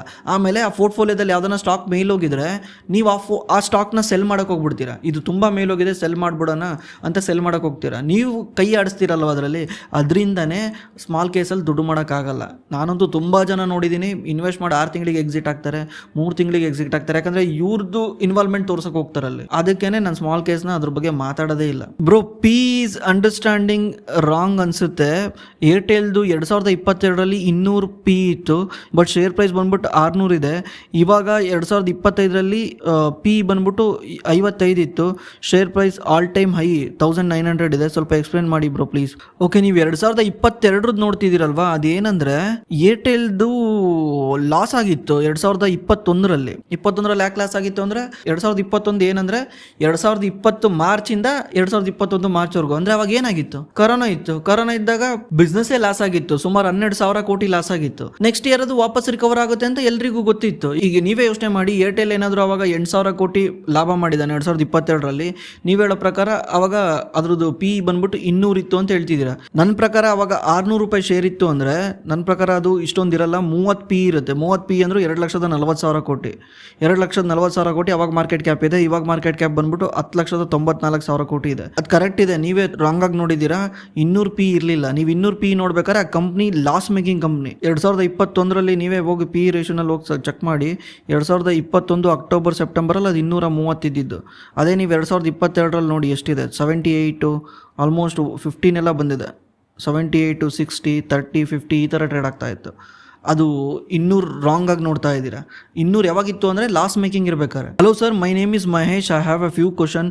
Third time, this is the last time. Okay, investor pay 2-3 times book value for the bank stocks and 0.5 times for the holding company and 13 to 15 times for the FMCG stocks. As you said, why there is a different, how much do investor pay compared to the book value, IT, pharma, infrastructure? ಯಾವಾಗಲೂ ಹೇಳ್ತಿರ್ತೀನಿ, book ವ್ಯಾಲ್ಯೂನ ನಾವು ಬ್ಯಾಂಕ್ಸಲ್ಲಿ ಬಿಟ್ಬಿಟ್ಟು ಇನ್ನೆಲ್ಲೂ ನೋಡಬಾರ್ದು. ಇನ್ನೆಲ್ಲ ಕಡೆ ನೋಡಿದ್ರು time waste. ಯಾಕಂದರೆ ನೀವು ಫಾರ್ಮಾದ ಹೇಳಿದ್ರಿ, ಫಾರ್ಮಾದ ಯಾಕೆ 15 to 20 ಟೈಮ್ಸ್ ಟ್ರೇಡ್ ಆಗುತ್ತೆ. ಫಾರ್ಮಾದಲ್ಲಿ ಯಾವಾಗಲೂ ಪಿ ನೋಡ್ತಾರೆ ಅಥವಾ EV to EBITDA ನೋಡ್ತಾರೆ. ಯಾಕಂದರೆ ಫಾರ್ಮಾದಲ್ಲಿ ಅಷ್ಟೊಂದು ಬುಕ್ ವ್ಯಾಲ್ಯೂನೇ ಬೇಕಾಗಿಲ್ಲ. ಬುಕ್ ವ್ಯಾಲ್ಯೂ ಅಂದರೆ ಏನು, ಅಸೆಟ್. ಈಗ IT ಕಂಪ್ನಿಗಳಲ್ಲಿ ಅಷ್ಟೊಂದು ಅಸೆಟ್ಟೇ ಬೇಕಾಗಿಲ್ಲ. ನೀವು ಅಸೆಟ್ ನೋಡ್ಬಿಟ್ಟು ಇನ್ವೆಸ್ಟ್ ಮಾಡೋಕ್ಕಾಗುತ್ತೆ. IT ಕಂಪ್ನಿನ ಅಸೆಟಲ್ಲಿ ಅಂದರೆ ಏನಿರುತ್ತೆ, TCS ಅಂದರೆ ಅಸೆಟ್ ಅಂದ್ರೆ ಏನಿದೆ, ಒಂದು ಆಫೀಸು, ಒಂದು 4 ಚೇರು, ಒಂದು 10 ಲ್ಯಾಪ್ಟಾಪು, ಈ ಥರ ಇರುತ್ತೆ. ಈ ಲ್ಯಾಪ್ಟಾಪು, ಕುರ್ಚಿ, ಚೇರು ನೋಡ್ಬಿಟ್ಟು ನೀವು ಇನ್ವೆಸ್ಟ್ ಮಾಡ್ತೀರಾ. ಇಲ್ಲಿಂದ ಇನ್ವೆಸ್ಟ್ ಮಾಡೋಕ್ಕಾಗಲ್ಲ. ಯಾಕಂದರೆ ಈ ಅಸೆಟ್ನ ನೀವು ಇನ್ನೊಂದು ಕ್ರಿಯೇಟ್ ಮಾಡಿದ ತಕ್ಷಣ ನೀವು TCS ಆಗೋಕ್ಕಾಗಲ್ಲ. TCS ಅದರ ಬ್ರ್ಯಾಂಡ್ ವ್ಯಾಲ್ಯೂ ಇರುತ್ತೆ, ಕಸ್ಟಮರ್ ರಿಲೇಷನ್ಶಿಪ್ ಇರುತ್ತೆ, ಆಮೇಲೆ ಒಳ್ಳೆ ಟೀಮ್ ಇರುತ್ತೆ, ಇದ್ರ ಮೇಲೆ ಅಳಿತಾರೆ. ಅದರಿಂದನೇ ಅದನ್ನು ಅಸೆಟ್ ಬುಕ್ ವ್ಯಾಲ್ಯೂ ಆಗಿ ಕನ್ಸಿಡರ್ ಆಗಲ್ಲ. ಈಗ ನಿಮಗೆ ಬ್ರ್ಯಾಂಡ್ ವ್ಯಾಲ್ಯೂ ಬುಕ್ ವ್ಯಾಲ್ಯೂನಲ್ಲಿ ಹೆಂಗೆ ಕನ್ಸಿಡರ್ ಆಗುತ್ತೆ, ಇದರಿಂದನೇ ಅದು ಬುಕ್ ವ್ಯಾಲ್ಯೂ ಕಮ್ಮಿ ತೋರಿಸುತ್ತೆ. ನಾವಲ್ಲಿ ನೋಡಬೇಕಾಗಿರೋದು ಪಿನ. FMCGನಲ್ಲೂ ಅಷ್ಟೇ, IT ಕಂಪ್ನಿಗಳಲ್ಲೂ ಅಷ್ಟೇ, ಯಾವ ಕಂಪ್ನಿಗಳಲ್ಲಿ ಬ್ರ್ಯಾಂಡ್ ವ್ಯಾಲ್ಯೂ ಜಾಸ್ತಿ ಇರುತ್ತೆ ಆ ಕಂಪ್ನಿಗಳದ್ದು ಬುಕ್ ವ್ಯಾಲ್ಯೂಗಿನ್ನ ಪ್ರೈಸ್ ಜಾಸ್ತಿ ಟ್ರೇಡ್ ಆಗುತ್ತೆ. ಯಾಕಂದರೆ ಈಗ ನೀವೇ ನೋಡಿ, ಪಾಂಡ್ಸ್ ಸೋಪ್ ಎಲ್ಲ ಹಚ್ಕೊಂತಿರಲ್ವ ನೀವು, ಪಾಂಡ್ಸ್ದು ಫೇಸ್ ವಾಶ್ ಎಲ್ಲ, ಆ ಫೇಸ್ ವಾಶು ಯೂನಿಲಿವರ್ ತಯಾರು ಮಾಡಲ್ಲ. ಅದಕ್ಕೋಸ್ಕರ ಯೂನಿಲಿವರ್ ಫ್ಯಾಕ್ಟ್ರಿ ಏನೂ ಹಾಕಲ್ಲ. ಅವನೇನು ಮಾಡ್ತಾನೆ, ಅದನ್ನು ಔಟ್ಸೋರ್ಸ್ ಮಾಡ್ಬಿಡ್ತಾನೆ. ಅಂದರೆ ಬೇರೆಯವ್ರಿಗೆ ಕೊಟ್ಬಿಡ್ತಾರೆ ಮ್ಯಾನುಫ್ಯಾಕ್ಚರಿಂಗು. ಅದ್ರ ಮೇಲೆ ಲೇಬಲ್ ಮಾತ್ರ ಪಾಂಡ್ಸ್ ಅಂತ ಅಂಟಿಸ್ತಾರೆ. ಬಟ್ ಟೆಕ್ನಾಲಜಿ ಇವಂದಿರುತ್ತೆ, ಒಳಗಡೆ ಇಂಗ್ರೀಡಿಯೆಂಟ್ಸು ಅದೆಲ್ಲ ಏನು ಹಾಕ್ಬೇಕಂತ ಇವಂದಿರುತ್ತೆ. ಬಟ್ ಆದರೆ ಮ್ಯಾನುಫ್ಯಾಕ್ಚರಿಂಗ್ ಅವ್ನು ಮಾಡಲ್ಲ. ಇದರಿಂದ ಮ್ಯಾನುಫ್ಯಾಕ್ಚರಿಂಗ್ ಪ್ಲಾಂಟ್ ಇಲ್ಲಲ್ಲ ಇವಂದು, ಅವನು ಯಾರೋ ಮಾಡ್ತಿದ್ದಾನಲ್ಲ. ಇದು ಬಂದು ಬುಕ್ ವ್ಯಾಲ್ಯೂನಲ್ಲಿ ಎಲ್ಲಿ ತೋರಿಸುತ್ತೆ, ಇದೆಲ್ಲ ತೋರಿಸೋದೇ ಇಲ್ಲ. ಇಲ್ಲಿ ಏನ್ ಇಂಪಾರ್ಟೆಂಟ್ ಆಗುತ್ತೆ ಅಂದ್ರೆ ಬ್ರ್ಯಾಂಡ್ ಇಂಪಾರ್ಟೆಂಟ್ ಆದಾಗ ಬುಕ್ ವ್ಯಾಲ್ಯೂ ಕಮ್ಮಿ ಇದ್ರೂ ಜಾಸ್ತಿ ದುಡ್ಡು ಮಾಡಬಹುದು. ಅದಕ್ಕೇನೆ ಪ್ರೈಸ್ ಟು ಬುಕ್ ಜಾಸ್ತಿ ಇರುತ್ತೆ ಅದ್ರದ್ದು. ಆಮೇಲೆ ಒಂದೊಂದು ಕಂಪ್ನಿನಲ್ಲಿ ಒಂದೊಂದು ನೋಡಬೇಕು. ಬ್ಯಾಂಕ್ಸ್ ಅಲ್ಲಿ ನಾವು ಪ್ರೈಸ್ ಟು ಬುಕ್ ನೋಡಬೇಕು. ಅದೇ ರೀತಿ FMCG ಕಂಪ್ನಿಗಳಲ್ಲಿ ನಾವು ROC ನೋಡಬೇಕು, ಮತ್ತೆ PE ನೋಡಬೇಕು. ಆಮೇಲೆ IT ನಲ್ಲಿ EBITDA ಮಾರ್ಜಿನ್ ನೋಡಬೇಕು, PE ಮತ್ತೆ ಕ್ಯಾಶ್ ಫ್ಲೋ ನೋಡಬೇಕು. ಅದೇ ರೀತಿ ಫಾರ್ಮಾ ಕಂಪ್ನಿಗಳಲ್ಲಿ R&D ಪೈಪ್ಲೈನ್ ಅಂತ ಕರೀತಾರೆ, ಮತ್ತೆ ಇವರು ಅಪ್ರೂವಲ್ಸ್ ನೋಡಬೇಕು. DMF ಅಂತ ಕರೀತಾರೆ, DMF ಎಷ್ಟು ಅಪ್ಲೈ ಮಾಡಿದ್ದಾರೆ ಅದನ್ನೆಲ್ಲ ನೋಡಬೇಕು. ಒಂದೊಂದು ಕಂಪ್ನಿ ಒಂದೊಂದು ತರ ಅನಲೈಸ್ ಮಾಡಬೇಕು. ಈಗ ರಿಟೇಲ್ ಕಂಪ್ನಿ ಬರುತ್ತೆ, ರಿಟೇಲ್ ಕಂಪ್ನಿನಲ್ಲಿ SSSG ಅಂತ ಕರೀತಾರೆ, SSSG ಅಂತ ಅಂದ್ರೆ ಸೇಮ್ ಸ್ಟೋರ್ ಸೇಲ್ಸ್ ಗ್ರೋತ್ ಅಂತ. ಈಗ ರೀಸೆಂಟ್ಲಿ ಡಾಮಿನೋಸ್ ಶೇರ್ಸ್ ಕೆಳಗೆ ಬರ್ತಾ ಇತ್ತು, ಯಾಕಂದ್ರೆ ಸೇಮ್ ಸ್ಟೋರ್ ಸೇಲ್ಸ್ ಗ್ರೋತ್ ತುಂಬಾ ಕಮ್ಮಿ ಇತ್ತು. ಇದನ್ನ ಅರ್ಥ ಮಾಡ್ಕೊಳೋದು ಹೆಂಗೆ ಅಂದ್ರೆ, ಈ ಡಾಮಿನೋಸ್ ಪ್ರಾಫಿಟ್ ಗ್ರೋತ್ ನ ತೋರಿಸಬೇಕಾದ್ರೆ ಈಸಿಲಿ ತೋರಿಸಬಹುದು. ಹೊಸ ಸ್ಟೋರ್ ಓಪನ್ ಮಾಡ್ಕೊಂಡು ಹೋಗ್ಬಿಟ್ಟು ಪ್ರಾಫಿಟ್ ಗ್ರೋತ್ ನ ತೋರಿಸಬಹುದು. ಬಟ್ ನಾವು ರಿಯಲ್ ಆಗಿ ಈ ಬ್ರ್ಯಾಂಡ್ ವ್ಯಾಲ್ಯೂ ಹೆಂಗಿದೆ, ಜನ ಈ ಬ್ರ್ಯಾಂಡ್ ನ ಇಷ್ಟಪಡ್ತಿದಾರ ಇಲ್ಲ ಅಂತ ಹೆಂಗ್ ಚೆಕ್ ಮಾಡೋಕ್ಕಾಗುತ್ತೆ? ಸೇಮ್ ಸ್ಟೋರ್ ಅಲ್ಲಿ ಸೇಲ್ಸ್ ಗ್ರೋತ್ ಜಾಸ್ತಿ ಆಗ್ತಿದೆಯಾ ಅಂತ ಚೆಕ್ ಮಾಡಬೇಕು. ಈಗ ನಿಮ್ಮ ಏರಿಯಾದಲ್ಲಿ ಒಂದು ಡಾಮಿನೋಸ್ ಓಪನ್ ಆಗಿದೆ.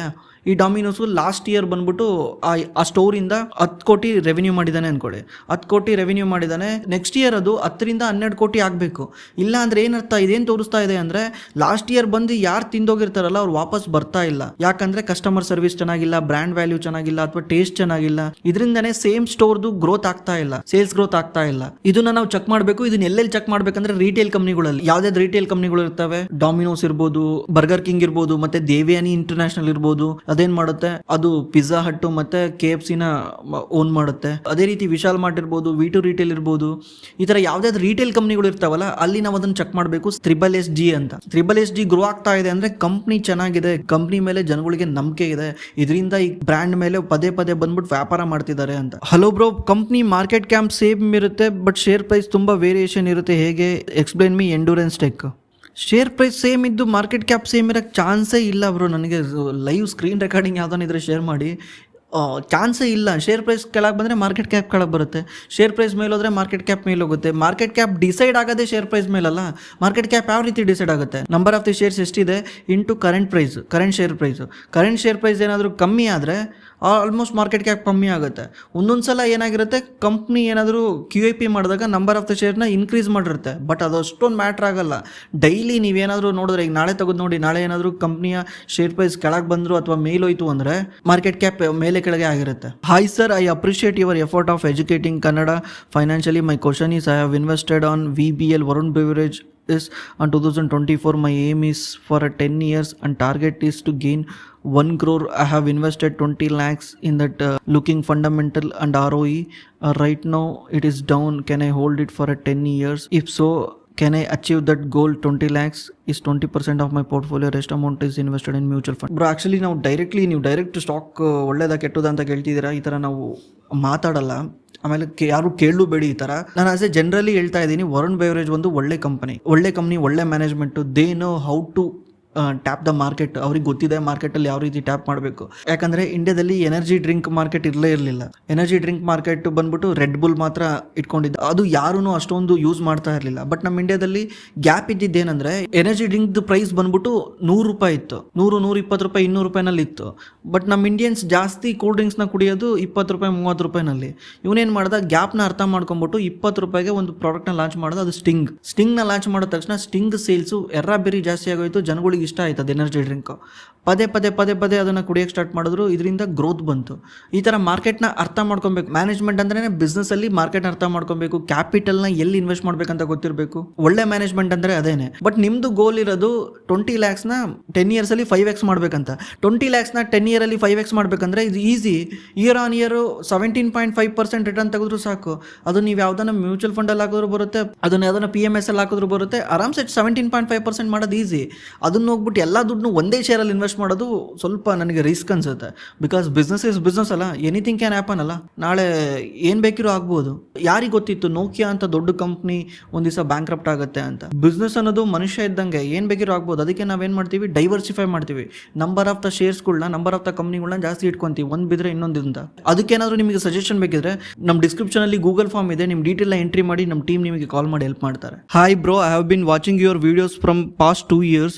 I have learned lot from you. I have allocated 50% my investment to stock market, 20% to mutual fund, 10% to ETF and 10% to fixed deposit, but I haven't invested in a gold. I started my journey 2 years ago and my portfolio initially positive, but it is gone negative over a past 6 months. I am 28-year-old and marriage is on the horizon. I have 2 options: take a loan and sell my stocks mutual fund. I need your valuable suggestion. I am really not interested in selling. I am working in IT with a salary of 50,000 plus.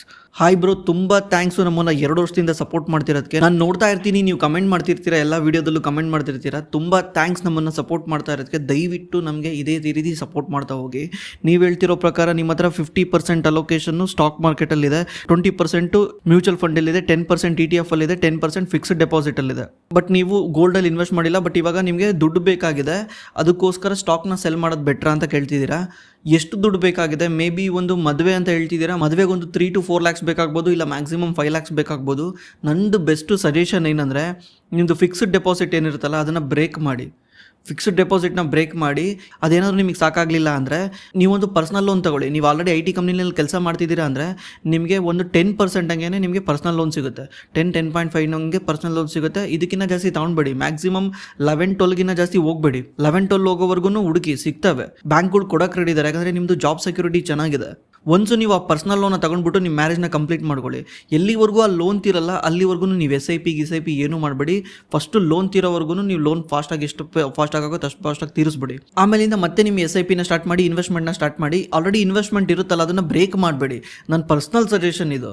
ನಾನೇನಾದರೂ ನಿಮ್ಮ ಎದುರಿಗಿದ್ದಿದ್ರೆ ನಾನು ಇದೇ ಹೇಳ್ತಾ ಇದ್ದೆ, ದಯವಿಟ್ಟು ನಿಮ್ಮ ಇನ್ವೆಸ್ಟ್ಮೆಂಟ್ನ break ಮಾಡಬೇಡಿ. ನಿಮಗೆ ಇವಾಗ ಗೊತ್ತಾಗುತ್ತೆ ಇದು right time to invest. Actually ಇದು ವಿಡ್ರಾ ಮಾಡೋ ಟೈಮ್ ಅಲ್ಲ. ಇನ್ನೊಂದು ವರ್ಷ ಅಥವಾ 2 ವರ್ಷದಲ್ಲಿ ಗೊತ್ತಾಗುತ್ತೆ ನಿಮಗೆ ಇದ್ರ ರಿಸಲ್ಟ್. ಯಾಕಂದರೆ 2 ವರ್ಷದಿಂದ ಸ್ಟಾರ್ಟ್ ಮಾಡಿದ್ದೀರಾ ಅಂದರೆ ಮೇ ಬಿ ರಿಸಲ್ಟ್ ಬಂದಿರಲ್ಲ. ಸ್ವಲ್ಪ ಡೌನ್ ಅಪ್ಸ್ ಆ್ಯಂಡ್ ಡೌನ್ಸ್ ಇರುತ್ತೆ. ಇನ್ಮೇಲಿಂದ ಗೊತ್ತಾಗುತ್ತೆ ನಿಮಗೆ ಯಾವ ರೀತಿ ಇರುತ್ತೆ ಇದು ಅಂತ. ನಾನು ಹೇಳ್ದಂಗೆ ಮಾಡಿ ಒಂದು 5 ಲಕ್ಷ ಪರ್ಸನಲ್ ಲೋನ್ ತಗೊಳ್ಳಿ, ಅದು ಕಮ್ಮಿ ಇಂಟ್ರೆಸ್ಟ್ ರೇಟ್ ಇರಬೇಕು. ಇದನ್ನು ತಾಂಡ್ಬಿಟ್ಟು ನೆಕ್ಸ್ಟ್ ಏನು ಮಾಡಿ, ನಿಮ್ಮ ಇನ್ಸ್ಟಾಲ್ಮೆಂಟ್ ಎಲ್ಲನೂ ಪರ್ಸನಲ್ ಲೋನ್ಗೆ ಹೋಗಬೇಕು. SIP ಏನೂ ಬೇಡ. ಫಸ್ಟು ನಿಮ್ಮ ಗೋಲ್ ಇರಬೇಕು, ನೆಕ್ಸ್ಟ್ 2 ಇಯರ್ಸ್ ಅಥವಾ 2.5 ಇಯರ್ಸಲ್ಲೇ ನಿಮ್ದೆಲ್ಲ ಲೋನು ತೀರಿಸ್ಬಿಡ್ತೀನಿ, ನಾನು ಎಂಟೈರ್ 5 ಲಕ್ಷನೂ ತೀರ್ಸಾಕ್ಬಿಡ್ತೀನಿ ಅನ್ನೋ ಒಂದು ಗೋಲ್ ಇರಬೇಕು. ಅದು ತೀರಿಸಿದ ತಕ್ಷಣ ಆಮೇಲೆ ಮತ್ತೆ SIP ಸ್ಟಾರ್ಟ್ ಮಾಡಿ, ಅಲ್ಲಿಂದ ನಿಮ್ಮದು ಹೊಸ ಲೈಫ್ ಸ್ಟಾರ್ಟ್ ಆಗುತ್ತಲ್ಲ, ಮ್ಯಾರೇಜ್ ಅಂದಮೇಲೆ ಅಲ್ಲಿಂದ ಮಕ್ಕಳು, ಎಜುಕೇಷನ್ನು, ಅದು ಇದು ಅಂತ ಹೊಸ ಎಕ್ಸ್ಪೆನ್ಸ್ ಸ್ಟಾರ್ಟ್ ಆಗುತ್ತೆ. ಅದ್ರ ಬಗ್ಗೆ ತಲೆ ಕೆಡಿಸ್ಕೊಂಡು ಆಮೇಲೆ. ನಮಸ್ತೆ ಅಣ್ಣ, SIPನಲ್ಲಿ ಪವರ್ ಆಫ್ ಕಾಂಪೌಂಡಿಂಗ್ ಹೇಗೆ ವರ್ಕ್ ಆಗುತ್ತೆ? SIPನಲ್ಲಿ ಪವರ್ ಆಫ್ ಕಾಂಪೌಂಡಿಂಗು ಯಾವ ರೀತಿ ವರ್ಕ್ ಆಗುತ್ತೆ ಅಂದರೆ, ನೀವು ತಿಂಗಳ 10,000 SIP ಮಾಡ್ತಿದ್ದೀರಾ, ವರ್ಷಕ್ಕೆ ಎಷ್ಟಾಗುತ್ತೆ? ಅದು 1,20,000 ಆಗುತ್ತೆ. ಈ 1,20,000ಕ್ಕೆ 20% ರಿಟರ್ನ್ ಬಂದರೆ, ಎಕ್ಸಾಂಪಲ್ ಹೇಳ್ತಿದ್ದೀನಿ, 20% ರಿಟರ್ನ್ ಬಂದರೆ 1,20,000 20% ಬಂದರೆ ಎಷ್ಟಾಗುತ್ತೆ? 10% ಅಂದರೆ 12,000, 20% ಅಂದರೆ 24,000. 1,20,000 ಜೊತೆಗೆ 1,24,000 ಸೇರ್ಕೊಂತು. ಇದೇ ರೀತಿ ನಿಮ್ಮದು ಈ ವರ್ಷದ SIPನೂ ಕಂಟಿನ್ಯೂ ಆಗುತ್ತೆ. ಈ ವರ್ಷದ SIPನಲ್ಲಿ ನಿಮ್ಗೆ ಎಷ್ಟು ಬರುತ್ತೆ? ಈ ವರ್ಷದ SIPನಲ್ಲೂ ನೀವು 10,000 ಸೇರಿಸ್ಕೊಂಡು ಹೋದರೆ ಎಷ್ಟಾಗುತ್ತೆ? 1,20,000 ಆಗುತ್ತೆ. ಲಾಸ್ಟ್ ಇಯರ್ ಎಷ್ಟಿತ್ತು ಹೇಳಿ? 1,20,000. ಅದ್ರ ಮೇಲೆ ಬಂದಿರೋ ರಿಟರ್ನ್ ಅಂದರೆ 1,44,000. ಇದ್ರ ಜೊತೆಗೆ ಈ ವರ್ಷದ್ದು 1,20,000 ಎಷ್ಟಾಯಿತು? 2,64,000 ಆಗುತ್ತೆ. ಈಗ ನಿಮಗೆ 2 ಇಯರ್ಸ್ ಆಗುತ್ತಲ್ಲ, 2 ವರ್ಷ ನಿಮ್ದು ಇರುತ್ತಲ್ಲ, 2 ವರ್ಷದಷ್ಟೊತ್ತಿಗೆ ನಿಮ್ಮ ಹತ್ರ 2,64,000 ಆಗಿದೆ. ಈ 2,64,000ಕ್ಕೆ 20% ರಿಟರ್ನ್ ಬಂದರೆ ಎಷ್ಟಾಗುತ್ತೆ? ಸುಮಾರು 50,000 ರೂಪಾಯಿ ಆ ವರ್ಷ ರಿಟರ್ನ್ ಬರುತ್ತೆ. ಇದೇ ರೀತಿ ವರ್ಷದಿಂದ ವರ್ಷಕ್ಕೆ ನಿಮ್ಮ ರಿಟರ್ನ್ ಜಾಸ್ತಿ ಆಗ್ತಾ ಇರುತ್ತೆ. ಯಾಕಂದರೆ ನೀವು ಇನ್ವೆಸ್ಟ್ ಮಾಡೋ ಅಮೌಂಟು ಕೂಡ ವರ್ಷದಿಂದ ವರ್ಷಕ್ಕೆ ಜಾಸ್ತಿ ಆಗ್ತಿರುತ್ತಲ್ಲ. ಈ ವರ್ಷ ನೀವು 1,20,000 ಮಾಡ್ತೀರಾ, ಅದ್ರ ಜೊತೆ ಮುಂದಿನ ವರ್ಷ 1,20,000 ಮಾಡ್ತೀರಾ. ಮುಂದಿನ ವರ್ಷಕ್ಕೂ ಈ ವರ್ಷಕ್ಕೂ ಸೇರಿಸಿದ್ರೆ 2,40,000 ಆಗುತ್ತೆ. 2,40,000ಕ್ಕೆ 20% ಬಂದರೆ ಎಷ್ಟಾಗುತ್ತೆ? ಆಲ್ಮೋಸ್ಟ್ 50,000 ಬಂದಂಗೆ ಆಗುತ್ತೆ. ಅದ್ರ ಮುಂದಿನ ವರ್ಷ ಇದೇ ರೀತಿಯೇ ಅದು ಆ್ಯಡ್ ಆಗ್ತಾ ಹೋಗ್ತಾ ಇರುತ್ತೆ. ಕಾಂಪೌಂಡಿಂಗ್ ಹಿಂಗೆ ವರ್ಕ್ ಆಗೋದು. 100 ರೂಪಾಯಿ ಜೊತೆಗೆ 110 ರೂಪಾಯಿ ಸೇರ್ಕೊಳುತ್ತೆ. ಮುಂದಿನ ವರ್ಷ 110 ರೂಪಾಯಿಗೆ ಏನಾದರೂ ರಿಟರ್ನ್ ಬಂದರೆ ಅದು ಸೇರ್ಕೊಳುತ್ತೆ. ಈ ಥರ ಒಂಥರ ನೀವೆಲ್ಲರನ್ನೂ ನೋಡಿರ್ತೀರಲ್ವ, ಸ್ನೋಬಾಲ್ ಥಿಯರಿ ಅಂತ ಹೇಳ್ತಾರೆ. ಸ್ನೋಬಾಲ್ನ ನೀವು ಸಣ್ಣದು, ನೀವು ಹಿಮಾಲಯಕ್ಕೆ ಹೋಗಿಲ್ಲ ಅಂದರೆ ಗೊತ್ತಿರಲ್ಲ ನಿಮಗೆ, ಗೂಗಲಾಗಿ ಹೋಗಿ ಅಥವಾ ಯೂಟ್ಯೂಬಲ್ಲಿ ಹೋಗಿ ಸರ್ಚ್ ಮಾಡಿ, ಸಣ್ಣ ಸ್ನೋಬಾಲ್ನ ನೀವು ಹಿಮಾಲಯದಿಂದ ಬಿಟ್ಬಿಟ್ರೆ ಅದು ಕೆಳಗೆ ಬರೋ ಅಷ್ಟೊತ್ತಿಗೆ ದೊಡ್ಡದಾಗ್ಬಿಡುತ್ತೆ. ಅದೇನು ಮಾಡುತ್ತೆ ಅಂದರೆ ಬೇರೆ ಬೇರೆ ಸ್ನೋನೆಲ್ಲನೂ ಅಟ್ಯಾಚ್ ಮಾಡ್ಕೊಳುತ್ತೆ. ಅದರಿಂದ ಅದು ಇಷ್ಟಿರೋದು ದೊಡ್ಡದಾಗ್ಬಿಡುತ್ತೆ ಕೆಳಗಡೆ ಬರೋ ಅಷ್ಟೊತ್ತಿಗೆ. ಸೇಮ್ ಅದೇ ರೀತಿಯೇ ಕಾಂಪೌಂಡಿಂಗ್ ಕೂಡ ವರ್ಕ್ ಆಗುತ್ತೆ. Hi bro, I am Shivamurthy from Chamarajanagar. My question is, one mutual fund to fund switch ಆಗೋದು ಹೇಗೆ ಸ್ವಲ್ಪ ಹೇಳಿ. Example ICICI prudential blue chip to quant small cap. Bro ನಾನು ಹೇಗೆ ಮಾಡೋದು ಅಂತ ಹೇಳಿ. ಎಷ್ಟು ಸಂಪಾದನೆ ಮಾಡಿದರೂ ಉಳಿತಾನೆ ಇಲ್ಲ ಬ್ರೋ. ನಿಮ್ಮ ಯೂಟ್ಯೂಬ್ ಚಾನಲ್ನಿಂದ ತುಂಬಾ ಹೆಲ್ಪ್ ಆಗ್ತಾ ಇದೆ. Keep growing. ಮೊದಲನೇದು, ಈ ಥರ ಮ್ಯೂಚುವಲ್ ಫಂಡ್ ಸ್ವಿಚ್ ಮಾಡೋದು ಕಷ್ಟ.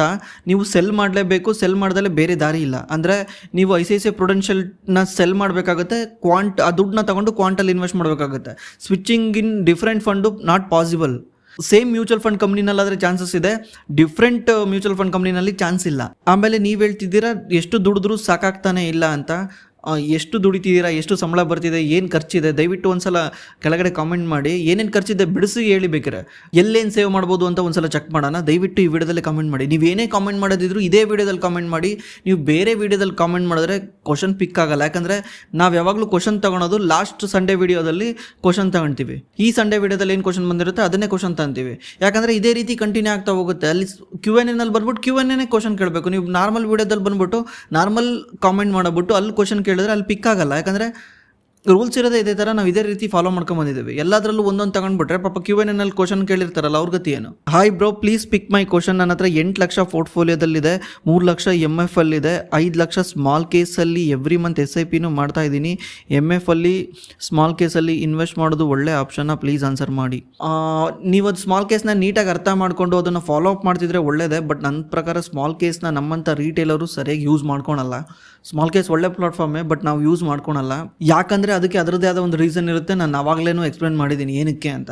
ಮೇಲ್ ಹೋದಾಗ ಇವರೇ ಸೆಲ್ ಮಾಡಿಬಿಡ್ತಾರೆ, ಕೆಳಗೆ ಬಂದಾಗ ಇವರೇ ಆವ್ರೇಜ್ ಮಾಡ್ಕೊಳಕ್ಕೆ ಹೋಗ್ತಾರೆ. ಆ ಕಂಪ್ನಿ ಚೆನ್ನಾಗಿಲ್ಲ ಅಂದ್ರೂ ಕೆಳಗೆ ಬಂದಿದೆ ಅಲ್ಲ, ಡಿಸ್ಕೌಂಟಲ್ಲಿ ಸಿಗ್ತಿದೆ ಅಂತ ಬೈ ಮಾಡ್ಕೊಳಕ್ಕೆ ಹೋಗ್ತಾರೆ. ಇವರೇ ಫಂಡ್ ಮ್ಯಾನೇಜರ್ ಆಡ್ದಂಗೆ ಆಡ್ತಾರೆ. ಅದಕ್ಕೇ ಸ್ಮಾಲ್ ಕೇಸ್ ಒಳ್ಳೇದಲ್ಲ. ಕಂಪ್ಲೀಟ್ಲಿ ಅವ್ರ ಕೈಲೇ ಬಿಟ್ಟಂಗಿರ್ಬೇಕಿತ್ತು. ಅದು ಸ್ಮಾಲ್ ಕೇಸ್ ಥಿಯರಿ ಚೆನ್ನಾಗಿದೆ, ಕಂಪ್ಲೀಟ್ಲಿ ಫಂಡ್ ಮ್ಯಾನೇಜರ್ ಕೈಲೇ ಬಿಡಂಗಿರ್ಬೇಕಿತ್ತು. ಅವನೇ ಬೈ ಮಾಡಬೇಕು, ಅವನೇ ಸೆಲ್ ಮಾಡಬೇಕು. ಆ ಥರ ಇದ್ದರೆ ಚೆನ್ನಾಗೆ. ಇಲ್ಲಾಂದರೆ ನಮ್ಮ ಕೈಲೇ ಕೊಟ್ಬಿಟ್ಟು ನೀನು ಅದನ್ನು ಬೈ ಮಾಡಿ, ನೀನು ಇದನ್ನು ಸೆಲ್ ಮಾಡು ಅಂತ ಹೇಳಿದ್ರೆ ನಾವು ಮಾಡೋದೇ ಇಲ್ಲ. ನಾವು ಅದರಲ್ಲಿ ಮಿಸ್ಟೇಕ್ ಮಾಡೇ ಮಾಡ್ತೀವಿ. ನಾನು ತುಂಬ ಜನ ನೋಡಿದ್ದೀನಿ, ವರ್ಷ ನೋಡ್ತಾನೆ ಇರ್ತೀನಿ. ಆ ಥರ ಜನಗಳು ಫಾಲೋ ಅಪ್ ಮಾಡಲ್ಲ, ಅವ್ರದ್ದೇ ತಲೆ ಉಪಯೋಗಿಸೋಕೆ ಹೋಗ್ತಾರೆ. ಅದಕ್ಕೇ ನೀವೇನಾದ್ರು ಕ್ಲೀನಾಗಿ ಮೇಂಟೈನ್ ಮಾಡ್ಕೊಂಡು ಹೋಗ್ತಿದ್ದೀರಾ, ಅವ್ರು ಮೇಲ್ ಮಾಡಿದಾಗ ಇಮಿಡಿಯೇಟ್ಲಿ ಅದನ್ನು ನೀವು ಪೋರ್ಟ್ಫೋಲಿಯೋನ ರೀಬ್ಯಾಲೆನ್ಸ್ ಮಾಡ್ತಿದ್ದೀರಾ ಅಂದರೆ ಮಾಡ್ಕೊಂಡು ಹೋಗಿ. ಲಾಂಗ್ ಟರ್ಮಲ್ಲಿ ಮಾಡೋಕ್ಕಾಗಲ್ಲ ಇದನ್ನು, ಯಾಕಂದರೆ ನೀವು ಬೇರೆ ಕೆಲಸದಲ್ಲಿ ಬ್ಯುಸಿ ಇರ್ತೀರಾ, ಅವ್ನು ಮೇಲ್ ಮಾಡಿದಾಗ ನೀವು ನೋಡಿರಲ್ಲ, ಆಮೇಲೆ ಅದು ಸ್ಟಾಕ್ 10% ಮೇಲ್ ಹೋಗಿರುತ್ತೆ, ನಿಮಗನ್ಸುತ್ತೆ ಅಯ್ಯೋ 10% ಮೇಲ್ ಹೋಗಿದೆ ಸ್ವಲ್ಪ ವೆಯ್ಟ್ ಮಾಡೋಣ ಅಂತ, ಮತ್ತು 20% ಮೇಲ್ ಹೋಗುತ್ತೆ, ಆಮೇಲೆ ನೀವು ಬಿಟ್ಟೇ ಬಿಡ್ತೀರಾ. ಎಕ್ಕುಟ್ಟೋಯ್ತಲ್ಲ ನಿಮ್ಮ ಪೋರ್ಟ್ಫೋಲಿಯೋದಲ್ಲಿ ಏನೇನು ಸ್ಟಾಕ್ಸ್ ಇರಬೇಕು ಅದು ಇರಲೇಬೇಕು. ಯಾವ್ದಾರ ಒಂದು ಸ್ಟಾಕ್ ಹೆಚ್ಚು ಕಡಿಮೆ ಆದರೂ ಕೂಡ ಪೋರ್ಟ್ಫೋಲಿಯೋ ರಿಟರ್ನ್ ಉಲ್ಟಾ ಸೀದಾಗುತ್ತೆ. ಸರ್ ಸ್ಟೀಲ್ ಕಂಪ್ನಿದು ಯಾಕೆ ಪಿ ಜಾಸ್ತಿ ಇದ್ದಾಗ ಬೈ ಮಾಡಬೇಕು ಪ್ಲೀಸ್ ಹೇಳಿ ಸರ್. ಸಿಂಪಲ್ ಬ್ರೋ, ನಾನು ಕ್ಲೀನಾಗಿ ಎಕ್ಸ್ಪ್ಲೇನ್ ಮಾಡ್ತೀನಿ ನೋಡಿ. ಸ್ಟೀಲ್ ಒಂದು ಕಮಾಡಿಟಿ ಅಂದ್ರೇನು, ಎನಿಥಿಂಗ್ ರಿಲೇಟೆಡ್ ಕಮಾಡಿಟಿಗೆ ಪ್ರೈಸಿಂಗ್ ಪವರ್ ಇರಲ್ಲ. ಪ್ರೈಸಿಂಗ್ ಪವರ್ ಅಂದರೆ ಈ ಪ್ರಾಡಕ್ಟಲ್ಲಿ ಯಾವುದೇ ರೀತಿ ಡಿಫ್ರೆನ್ಷಿಯೇಷನ್ ಇರಲ್ಲ. ಯಾವ ಪ್ರಾಡಕ್ಟಲ್ಲಿ ಡಿಫ್ರೆನ್ಷಿಯೇಷನ್ ಇರಲ್ಲ ಆ ಪ್ರಾಡಕ್ಟಲ್ಲಿ ಕಾಂಪಿಟೇಷನ್ ಜಾಸ್ತಿ ಇರುತ್ತೆ. ಅಂದರೆ ನಿಮ್ಮ ಹೊಲದಲ್ಲೂ ನೀವು ಟೊಮೊಟೊ ಬೆಳೆದಿದ್ದೀರಾ, ನಿಮ್ಮ ಪಕ್ಕದ ಹೊಲದಲ್ಲೂ ಟೊಮೊಟೊ ಬೆಳೆದಿದ್ದಾರೆ, ಅದ್ರ ಹಿಂಗಡೆ ಹೊಲದಲ್ಲೂ ಟೊಮೊಟೊ ಬೆಳೆದಿದ್ದಾರೆ. ಈ 3 ಹೊಲದಲ್ಲೂ ಬೆಳೆದಿರೋ ಟೊಮೊಟೊನ ತಂದ್ಬಿಟ್ಟು ಒಂದು ಬಾಸ್ಕೆಟಲ್ಲಿ ಹಾಕ್ಬಿಟ್ಟು ಈಗ ಕಂಡಿಡೀರಿ ಯಾವ ಹೊಲದಿಂದ ಯಾವ ಟೊಮೊಟೊ ಬೆಳೆದಿದೆ ಅಂತ.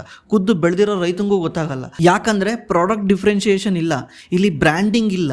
ಬ್ರ್ಯಾಂಡಿಂಗ್ ಇಲ್ದಲೇ ಇದ್ದರೆ ಏನಾಗುತ್ತೆ, ಪ್ರಾಡಕ್ಟಿಗೆ ಡಿಫ್ರೆನ್ಷಿಯೇಷನ್ ಇರಲ್ಲ. ನೀನು ಮಾಡೋದು ಸೇಮು, ನಾನು ಮಾಡೋದು ಸೇಮ್ ಅಂತಿರುತ್ತೆ. ಇದರಿಂದ ಕಾಂಪಿಟೇಷನ್ ಈಸಿಲಿ ಬಂದ್ಬಿಡುತ್ತೆ.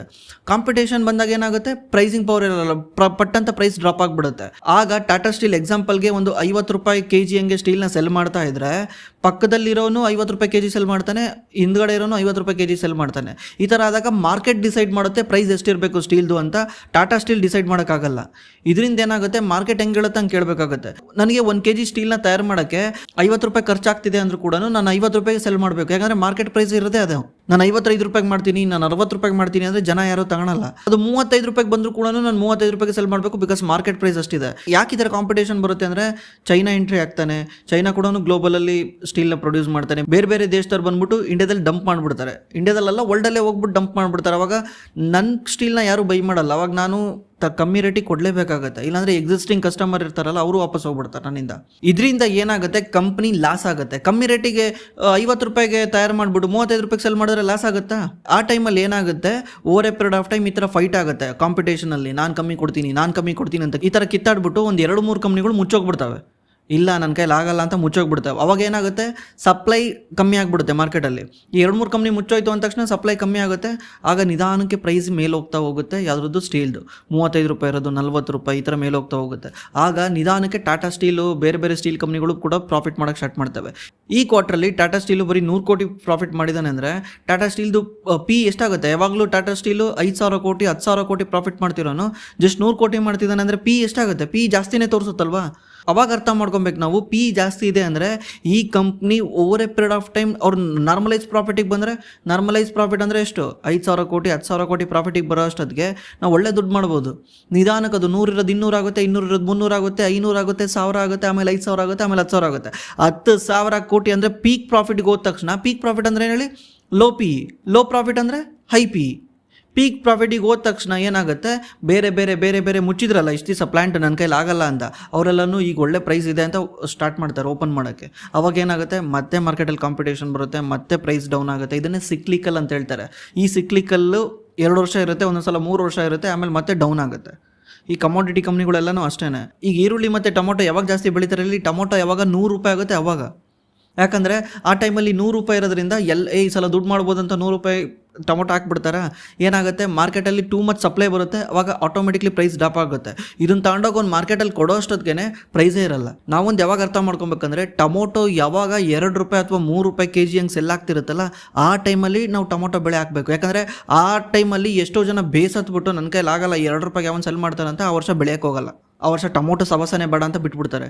ಆಗೇನಾಗುತ್ತೆ, ಮಾರ್ಕೆಟಲ್ಲಿ ಸಪ್ಲೈ ಕಮ್ಮಿ ಆಗುತ್ತೆ, ಡಿಮ್ಯಾಂಡ್ ಅಷ್ಟೇ ಇರುತ್ತೆ, ಆವಾಗ ಪ್ರೈಸ್ ಜಾಸ್ತಿ ಆಗುತ್ತೆ. ಇದರಿಂದ ದುಡ್ಡು ಮಾಡ್ಬೋದು. ಇದೇ ರೀತಿಯೇ ಕಮೋಡಿಟಿ ಕಂಪ್ನಿಗಳು ಏನೇ ಇರಲಿ, anything related to commodity, commodity ಅಂದರೆ ಸಿಂಪಲ್ ಆಗಿ ಅರ್ಥ ಮಾಡ್ಕೊಂಡ್ಬಿಡ್ಲಿ, ಪ್ರೈಸಿಂಗ್ ಪವರ್ ಇರಲ್ಲ ಅವ್ರ ಹತ್ರ. ಮಾರ್ಕೆಟ್ ಡಿಸೈಡ್ ಮಾಡುತ್ತೆ ಪ್ರೈಸ್ನ.